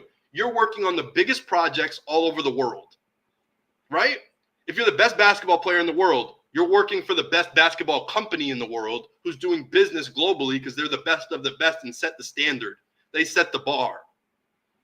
Like, at a certain point, you got to just like kind of weed through the bullshit of it and be like, come on now. Everybody all over the world. Elon Musk from South Africa brought his business over here to America to make more money. Sometimes you got to go somewhere where there's more money or what, like, you just got to do things for business. At the end of the day, he has freedom of choice and freedom of will, and he could quit the league and retire if he wants. No one's stopping him from that. He's making millions of dollars. He's making millions of fucking dollars, and he could put his foot down and quit today, but he doesn't. And that's why it's not slavery. That's the bullshit part. Don't start saying that stuff. You know what I'm saying? Like, I don't know. There's a certain line, especially because he's not even American, which Kyrie already checked Dennis Schroeder on a long time ago. Because Dennis Schroeder, hey, I'm just saying what happened. Kyrie came out and he didn't like Dennis Schroeder using the N-word because he's like, yo, you're not from here, bro. You grew up in Germany. Your whole family's from Germany. You aren't American black, and that's real shit. You know what I'm saying? And then you come over here, you get traded twice to talk about slavery. Bro, your family didn't come from this. There's just certain shit like Dennis Schroeder, I think, has crossed the line in many ways, and I think people in the NBA don't fuck with him. Because Kyrie already pointed it out. Mm-hmm. Like, you didn't come from American hoods and all this other shit. You was eating Wiener Schnitzel and fucking sauerkraut in Germany. That's how you grew up, bro. Don't come over here trying to take everything American culture and then claim victim of American history and all this other shit. Like that, you're not from that. So don't come in here and start comparing shit to slavery. You don't even know what that is. Your family hasn't necessarily related to that. And to just come over here and start doing all, he said a bunch of dumb shit. If you really look back at all the things Schroeder has done over the years, this isn't the first thing. Right. Look, I mean, he got a court case. There's shit with Schroeder if you look into it. So that's what I'm saying. He comes in over here, talks a lot of bullshit, and doesn't really have facts to back it up. Fuck you, Schroeder.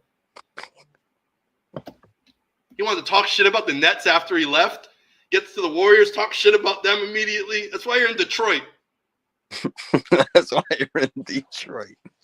Have fun getting the Killian Hayes treatment. You know? Fuck. All right, we'll talk about All-Star Week. All-Star Weekend. Oh, my God. Matas Buzelis. What the fuck? Messed up my parlay. Dude, I'm pissed. Top Shot is cursed. Whoever they do business with is going to lose the dunk contest. They have a dunk contest like czar or whatever, like a face of the dunk contest, and they try to, win a special appearance, and you meet Matas Buzelis. They did that with Jalen Green, too. Neither one of them were able to complete a dunk. They couldn't even dunk the ball the night of the slam dunk contest. 2 years in a row, Top Shot has made the face of the dunk contest. There's a curse. See, for that Same way there's a Madden curse. If they put you on the front cover of Madden, you're getting hurt next year, right? That's been the Madden curse. And it's been like that for 20 years, literally. And it's worked every year almost. I think it's like 92 percentile. Like it happens. You know what I'm saying? Mm-hmm. It's like 17 out of 20 or 18 out of 20 of the past years. Who's ever on the cover has a terrible year the next year and has like a career type injury that they're out for a season. Top Shot has the new curse. If you're there, you're not winning the dunk contest. You might not even dunk the ball. And he had a great idea, that first dunk. Oh, my God. The single leg dunk with that would have been sick. On the other side, too, coming from the other side of the hoop. Yeah, coming from behind the rim.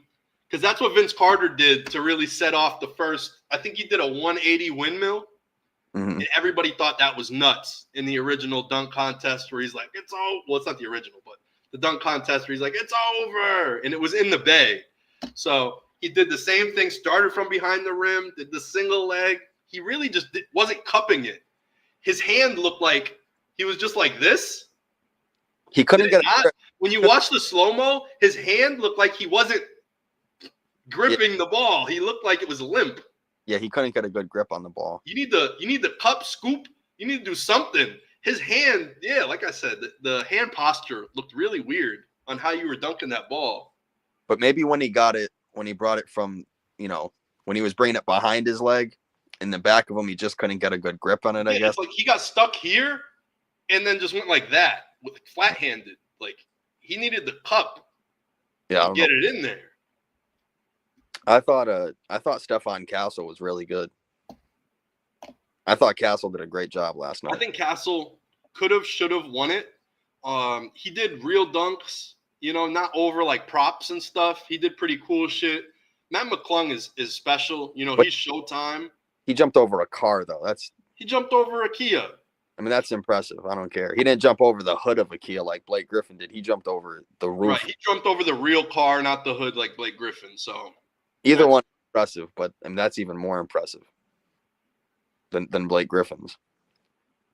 Yeah. And I thought Castle's first dunk, he almost made it look too easy to where people didn't even really care. Mm-hmm. Because he didn't really get that much of a pop after he dunked it. But I thought that was really impressive, his first dunk. Yeah. I think it took a couple tries, right? Uh, Talking about the guy that was bouncing it off the backboard into No. the net. no, he did like a 360 and he brought it back. He brought it like here and then he dunked it. But he might have done it on the first try. What was the one where he was bouncing it off the guy was bouncing it off the backboard and then he missed the shot and it fucked Castle up? Oh yeah. That was. It went through the net and he caught it out of the net and still I think he went through the legs. That was during the final round. That was, I think, one of the last two dunks when it was him and McClung. Okay, yeah. I thought Buzelis, his second dunk was pretty good, but the only thing is he didn't have a clean finish. Oh yeah, it was soft. Yeah, it was almost like a layup. It was close. That's what I'm saying. He literally was like limp-handed dunking. Yeah, and I'm like, why is he just like? He literally went. Like I don't know. It wasn't a slam. It was another great idea, but he didn't execute it. He needed to run out of the basket, and then when he dunked it, he needed to hang, and his feet needed to swing or something. Like it needed to be some extra oomph. Yeah. Instead, he just like fingertip dunked it behind and then ran away. And it was corny. I never want to see Andre Jackson in a dunk contest again. And Andre Jackson, oh my God, bro. UConn's finest, I thought. You had two UConn players. Right, we had two UConn guys. We had Andre Jackson and Steph Castle going against each other. I mean, Steph Castle obviously is the better dunker. But if you look at their verticals, Andre Jackson has the way better vertical if we're talking about true athletes on paper. Castle's vertical is like 31. Andre Jackson's is like 44. So you're like, oh, that's a whole foot on him. And he's taller than Steph Castle. Or maybe about the same height. But, yeah, to see Andre Jackson really – he missed, 6 windmill dunks in a row or something? Yeah, and then he just did a regular – I don't know. He brought it back for a second, then he dunked it just so he could make it and get off. Right, just so he could get points. He just did it. It was so gross. I hated it. I hated witnessing everything I witnessed. And they let him get more attempts than I think they should have. Yeah, I thought you get a max of 3 attempts. 3, because they cut Buzelis off, but let Andre Jackson miss 6 straight. But that was the other part of this that I didn't even get to talk about. I thought Buzelis just gave up because Buzelis missed 4 or 5 times. Yeah, I think he got 3 or maybe 4 because one of them didn't touch the rim, so it didn't count as an attempt. Oh, because the last one he missed, there was still like, I don't know, 17, 18 seconds on the Yeah, that's what I'm saying. But the ball went. It seems like they cut Buzelis. It felt like it through watching it and hearing the announcers. They said 3 times and he's out because he started it. And then eventually you're seeing Andre Jackson get 7 dunks and he's back rimming every single one of them and he's still going until the buzzer.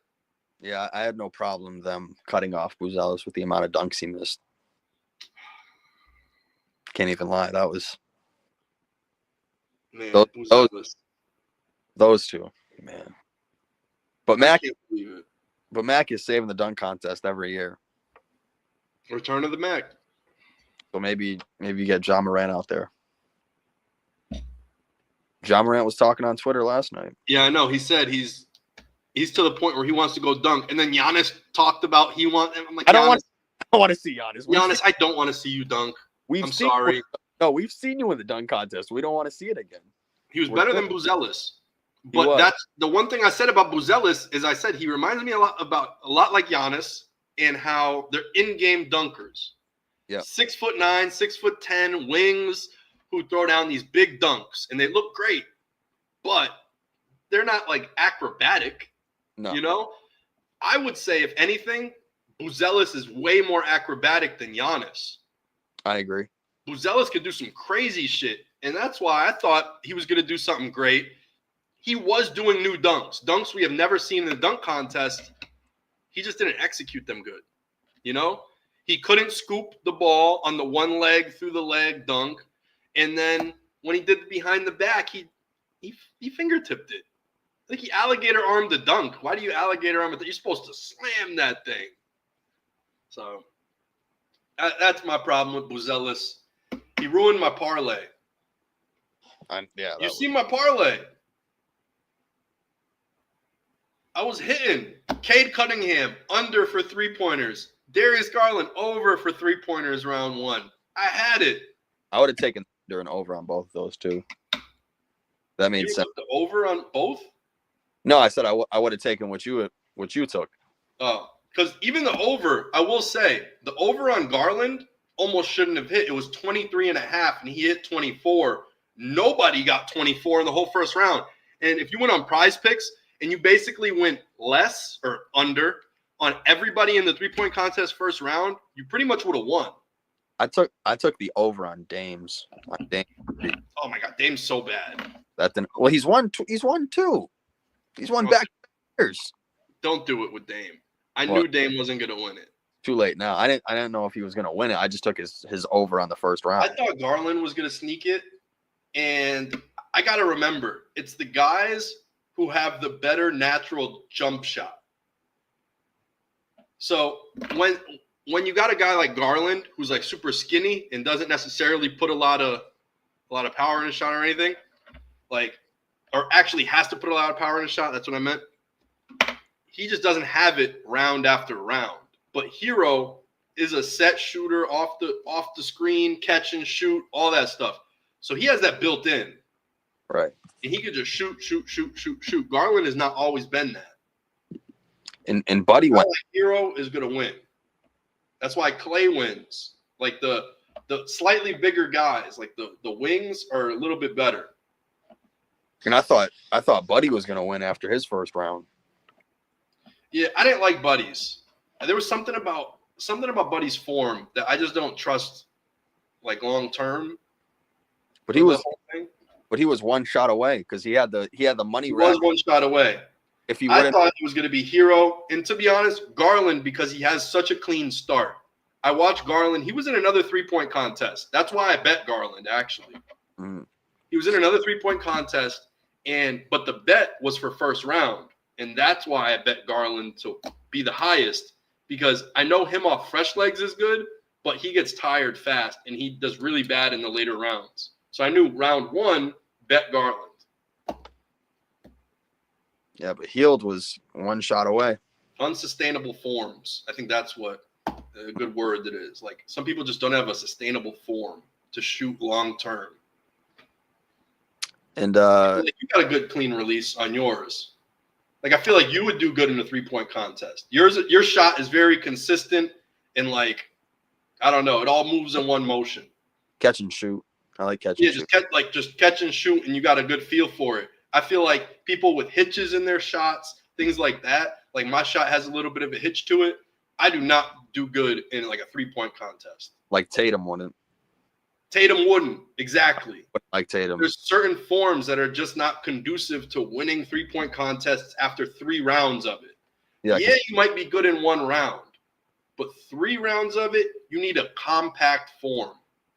And that's kind of where I'll leave it. You just have to understand compact shooting forms and what's sustainable long term and what isn't. And like, I know my shot isn't sustainable long term. Got the Adam Sandler jumper. I needed the bank shot from the midi. Right. You got his passing though. I taught him how to pass. I was just gonna say he got his passing from you. I forgot. My fault.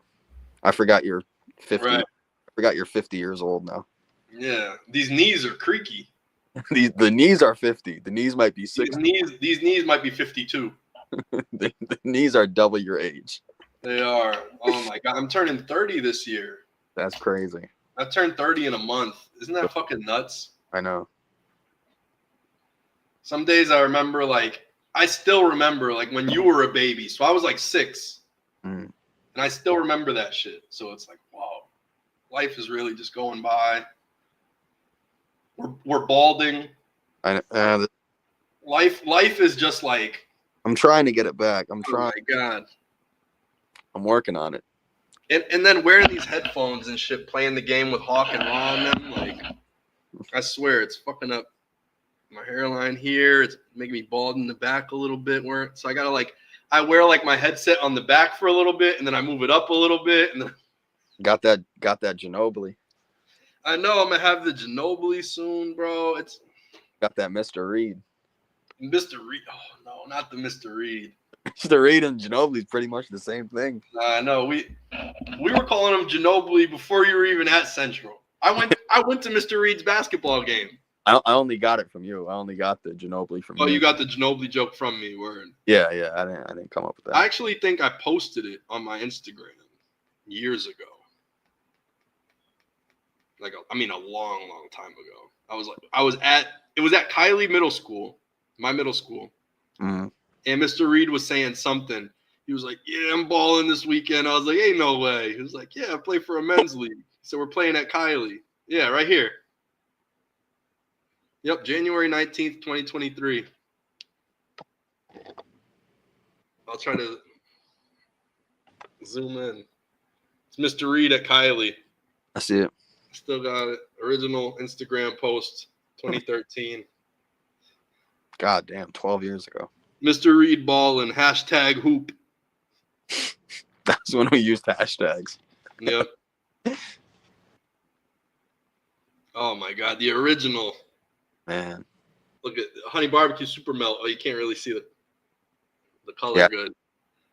Yeah, cell phone screen doesn't really look good on that. Remember the original Friendly Super Melt before it's not as good now. Fire. It's skimpy. The Fribbles? And they had the Fribbles too? Oh, the Fribbles. There's only 3 Friendlies left. It's kind of sad. I know there's not that one on Sumner Avenue. We used to go there all the time. No, it's like a healthcare center or something now. Who the fuck knows? And then there's on Boston Road near the Eastfield Mall, right? I think there's still a Friendly. Yeah, that's the one that's all the way over there. And I think there's one in East Long Meadow, right there at Forest Park in East Long Meadow. Okay.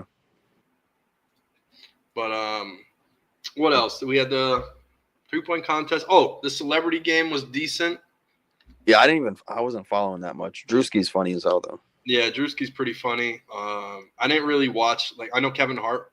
Wait, no, the Kevin Hart thing is tonight actually. Yeah, what is he going to be doing? He's going to be going to be like DJ Babito Garcia in NBA Street 2, where he just talks on the mic like it's Harlem and everyone's just talking shit. So apparently Kevin Hart's supposed to be the DJ, MC. I don't know. It's so much fun when they get a street ball dude to do it. I just don't know how Kevin Hart's going to do it because Kevin Hart, I don't know. I just don't know if it's going to be organic. You know what I'm saying? You had, back in the day, Babito Garcia doing this, making it really popular and stuff. And he would come up with nicknames throughout the game. And it's dudes you don't know. And he's coming up with names for them. So now they get these nicknames. Look at the skyscraper. Or, he just comes up with shit. And you're like, that's the skyscraper now. He's the skyscraper. So let's see if Kevin Hart can actually make this feel like Rucker Park. You can feel like Dykeman. And you can feel like you're actually there in New York City. Or it's just going to be so corny. And you're like, what the fuck? This is cringe. Why did they get Kevin Hart to do this? So it's got a big hit or miss factor. Let's see what happens tonight. I'm not thinking it's going to be good. I actually think it's going to be really bad. Shaq's team really good. I don't know. I just don't think. What do y'all think about EJ Johnson?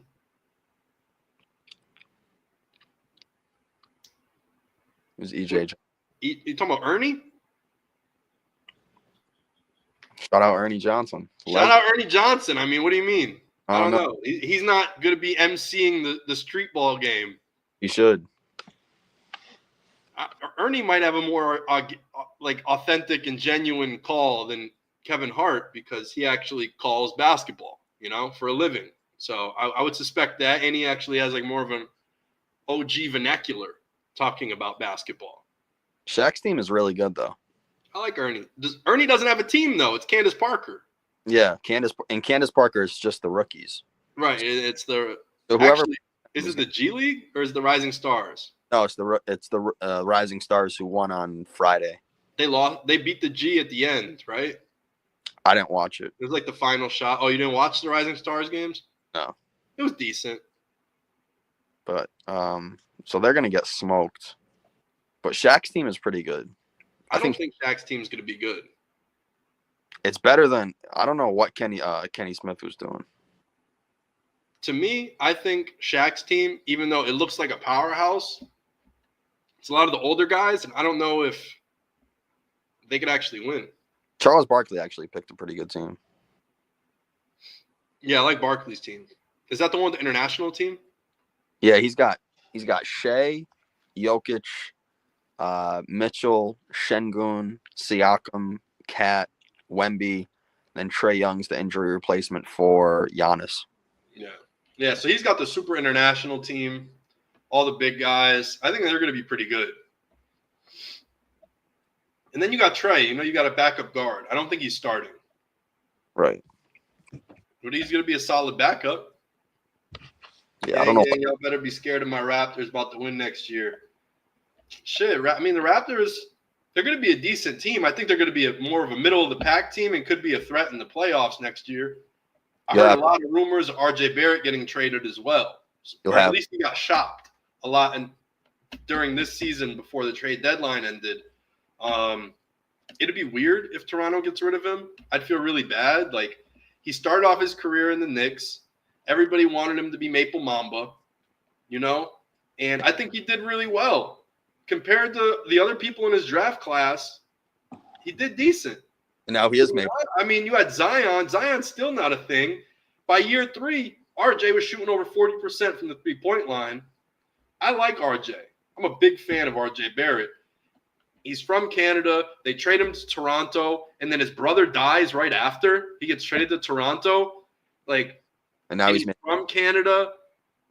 And then now you're going to get rid of him the next year? I fucking hate it. I hate everything about that. There's no way I could root for the Raptors if they're going to get rid of this guy. They traded for a hometown guy, loses a family member. He comes back. He's playing still.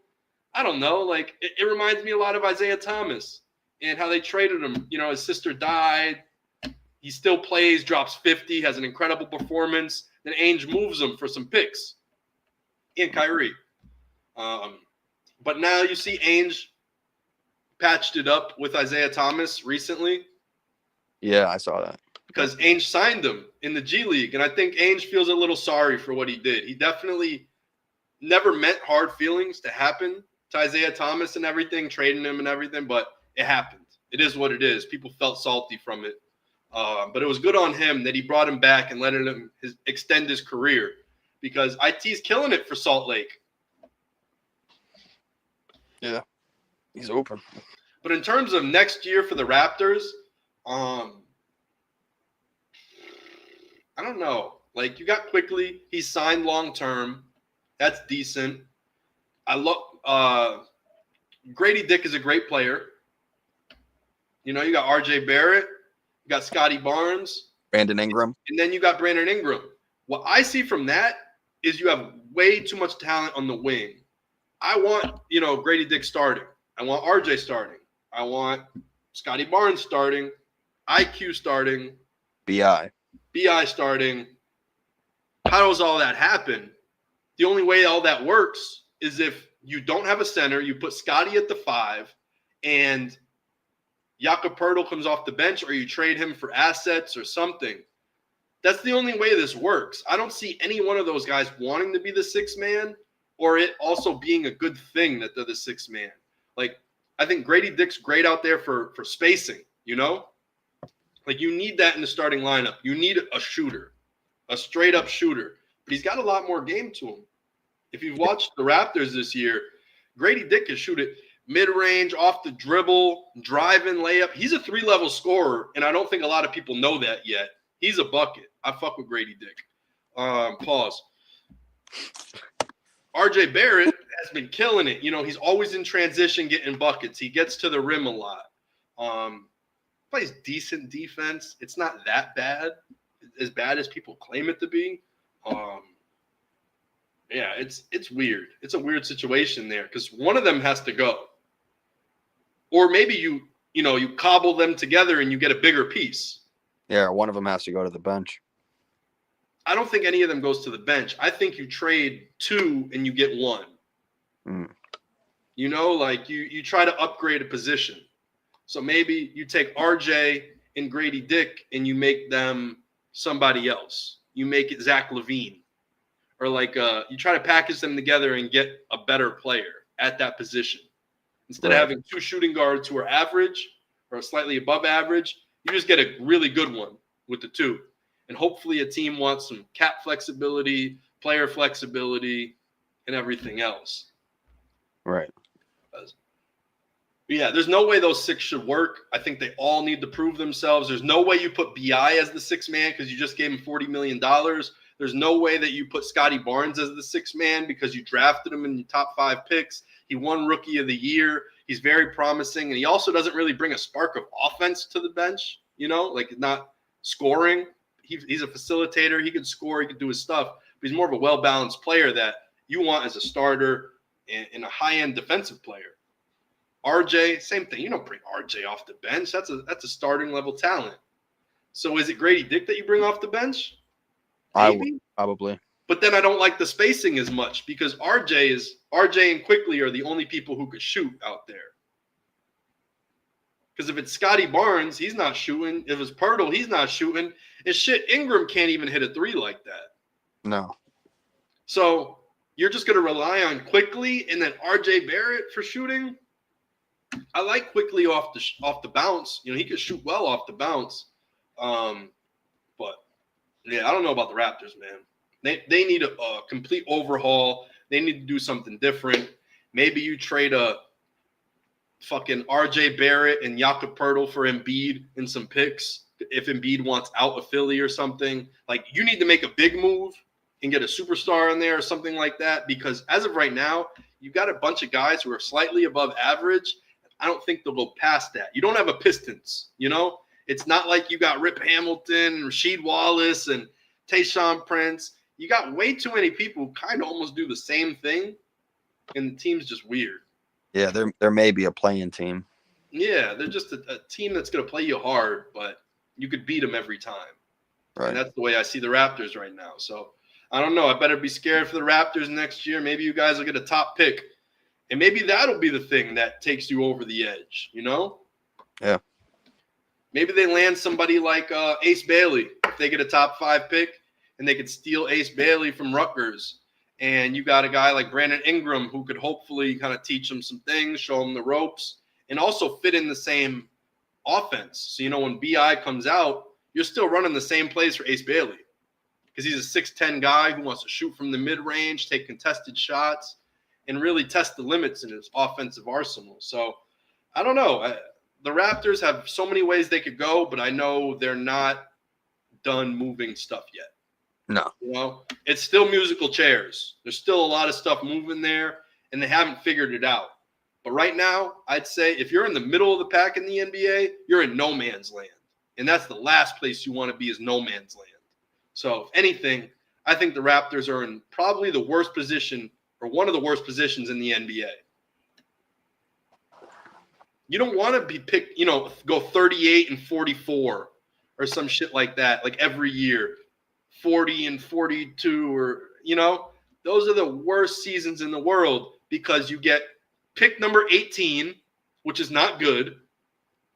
And then you also, you don't win. You don't make playoff money. You don't play at home. There's just a bunch of reasons why being a middle of the pack team sucks. So I don't know. Good luck with the Raptors. You got a lot of talent. Now you got to make some moves and make it work for you. That's my piece. I agree. I think we got a couple more moves we could talk about with W. And then after that, pretty much, halftime performance with Jello. Big shout out to the NBA. Ball control. I really like that because I think they blackballed him in the beginning of his relationship. But now he's all right. Now they had to give him it because he earned it. He made something so viral they couldn't deny it. And that's what I love because, Jello, he had a tough start. He did 2 years in Summer League. I go to Summer League now every year, past 5 years. And I've seen Jello play twice in the Summer League. He outperformed every single person the Hornets drafted both years. Looked way better than any other positional player that was there. Way better than Scotty Lewis.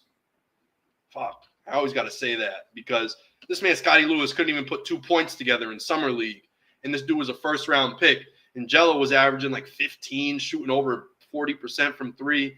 And they fucking signed Scotty Lewis and cut Jello. I'll never forgive them. I'll never forgive the NBA for fucking over LiAngelo Ball.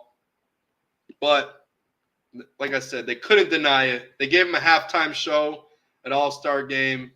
Tweaker.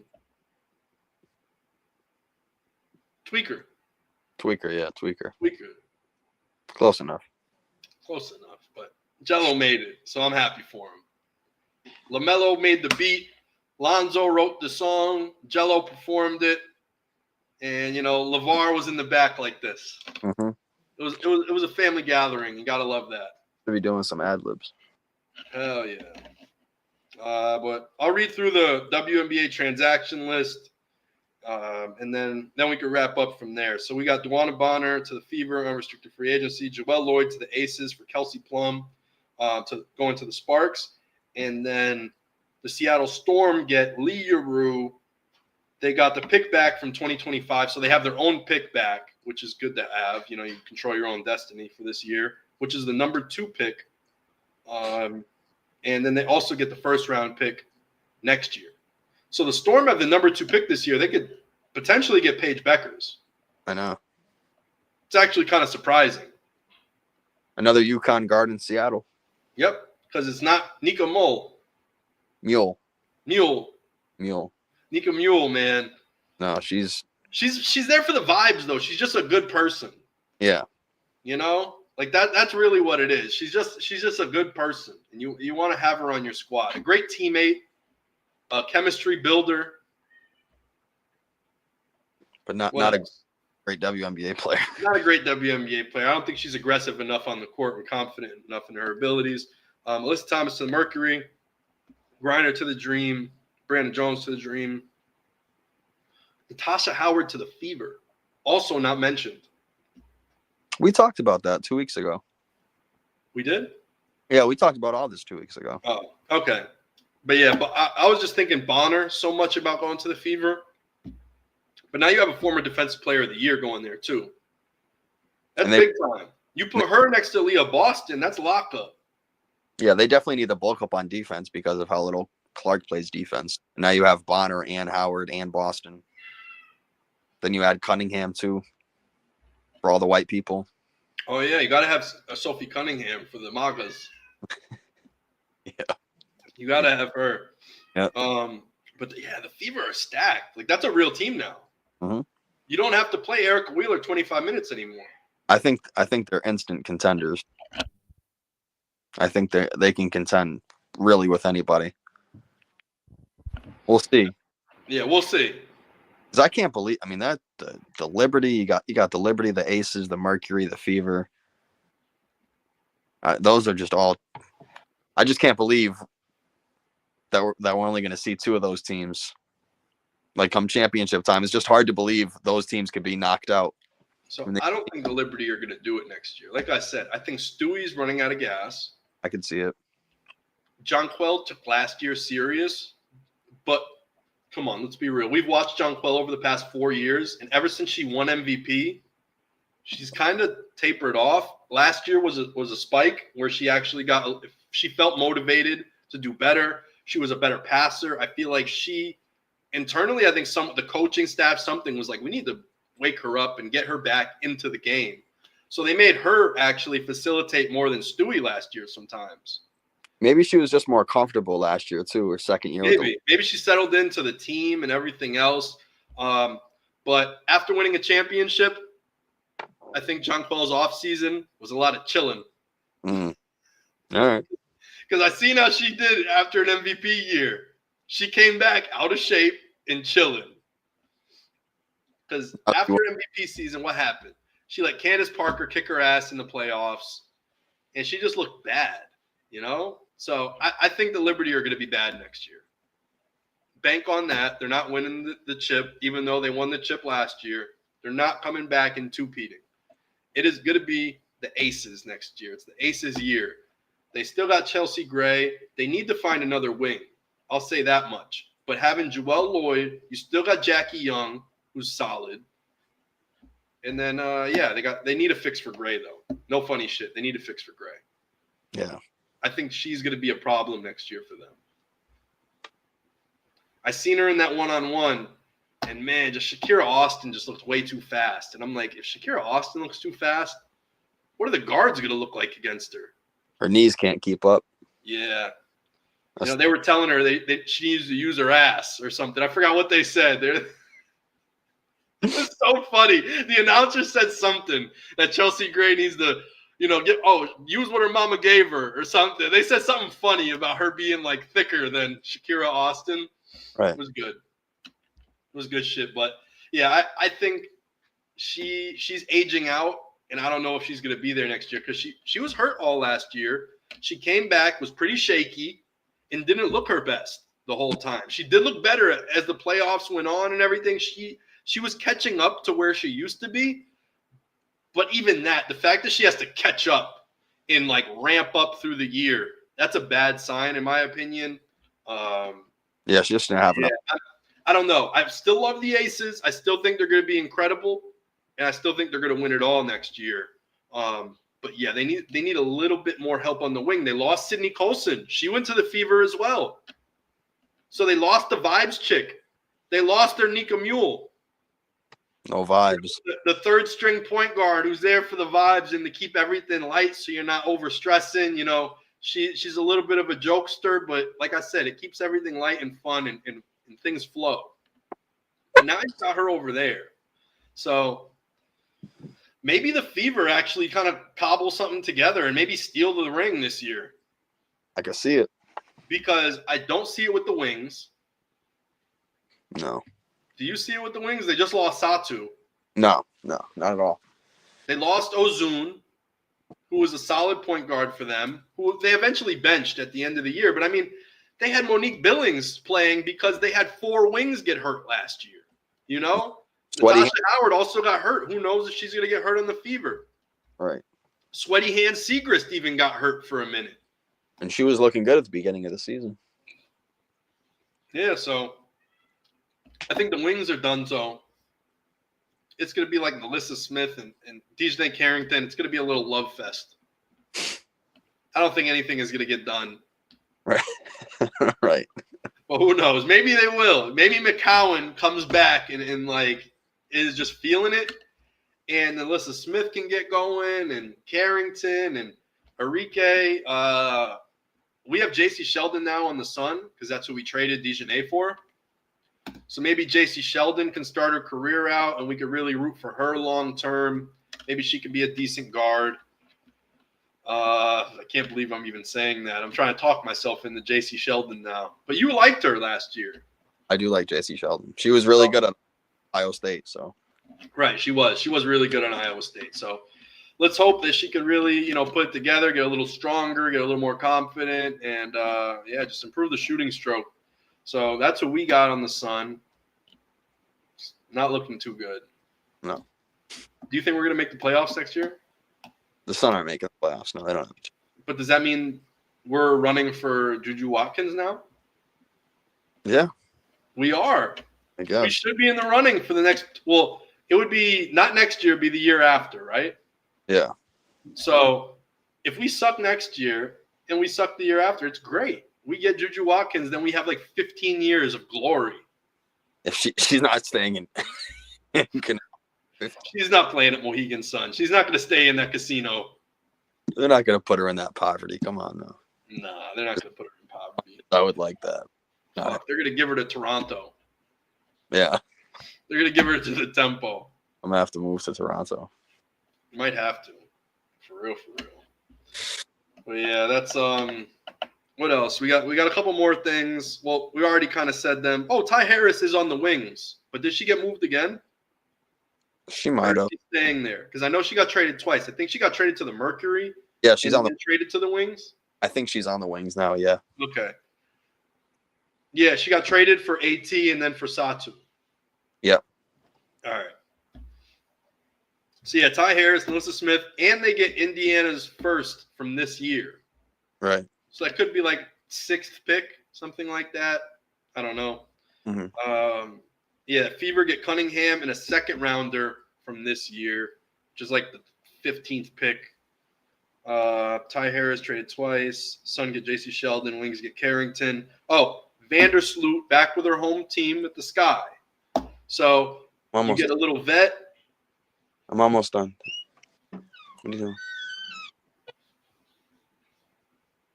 doing? So, yeah, Vandersloot with the Sky. And hopefully, she helps Camila Cardozo with some passing and stuff. And that's pretty much it for the W and it for the week. Do you have any last words, Rich? What do you think's going to happen today? What's your prediction? Which team is taking it? I just hope UConn doesn't lose by double digits today. We'll see. Oh, okay. So you're not even talking about the All-Star game. You just want UConn to win. Oh yeah, South Carolina. I could care less about the All-Star game. Whatever happens, happens. I think Shaq's team is really good though. You think Shaq's team is going to win? Okay. They're old, but I do like Shaq's team. I think they're going to beat the rookies and then lose to the next group. They better beat the rookies. Yeah, so Shaq will beat Candace Parker, but he will lose to Chuck. I can see it. But Shaq and Kenny could be funny because Shaq and Kenny got like good beef too. Yeah, garbage though. Either way, Shaq's going down. That's my prediction. That side of the bracket is no good. It's either Kenny or Chuck. But all right, guys, thank you for tuning in this week. Thank you, Rich, and we'll be back next week. Talk some hoops. Talk some UFC, and talk some shit. We'll see ya. Adios.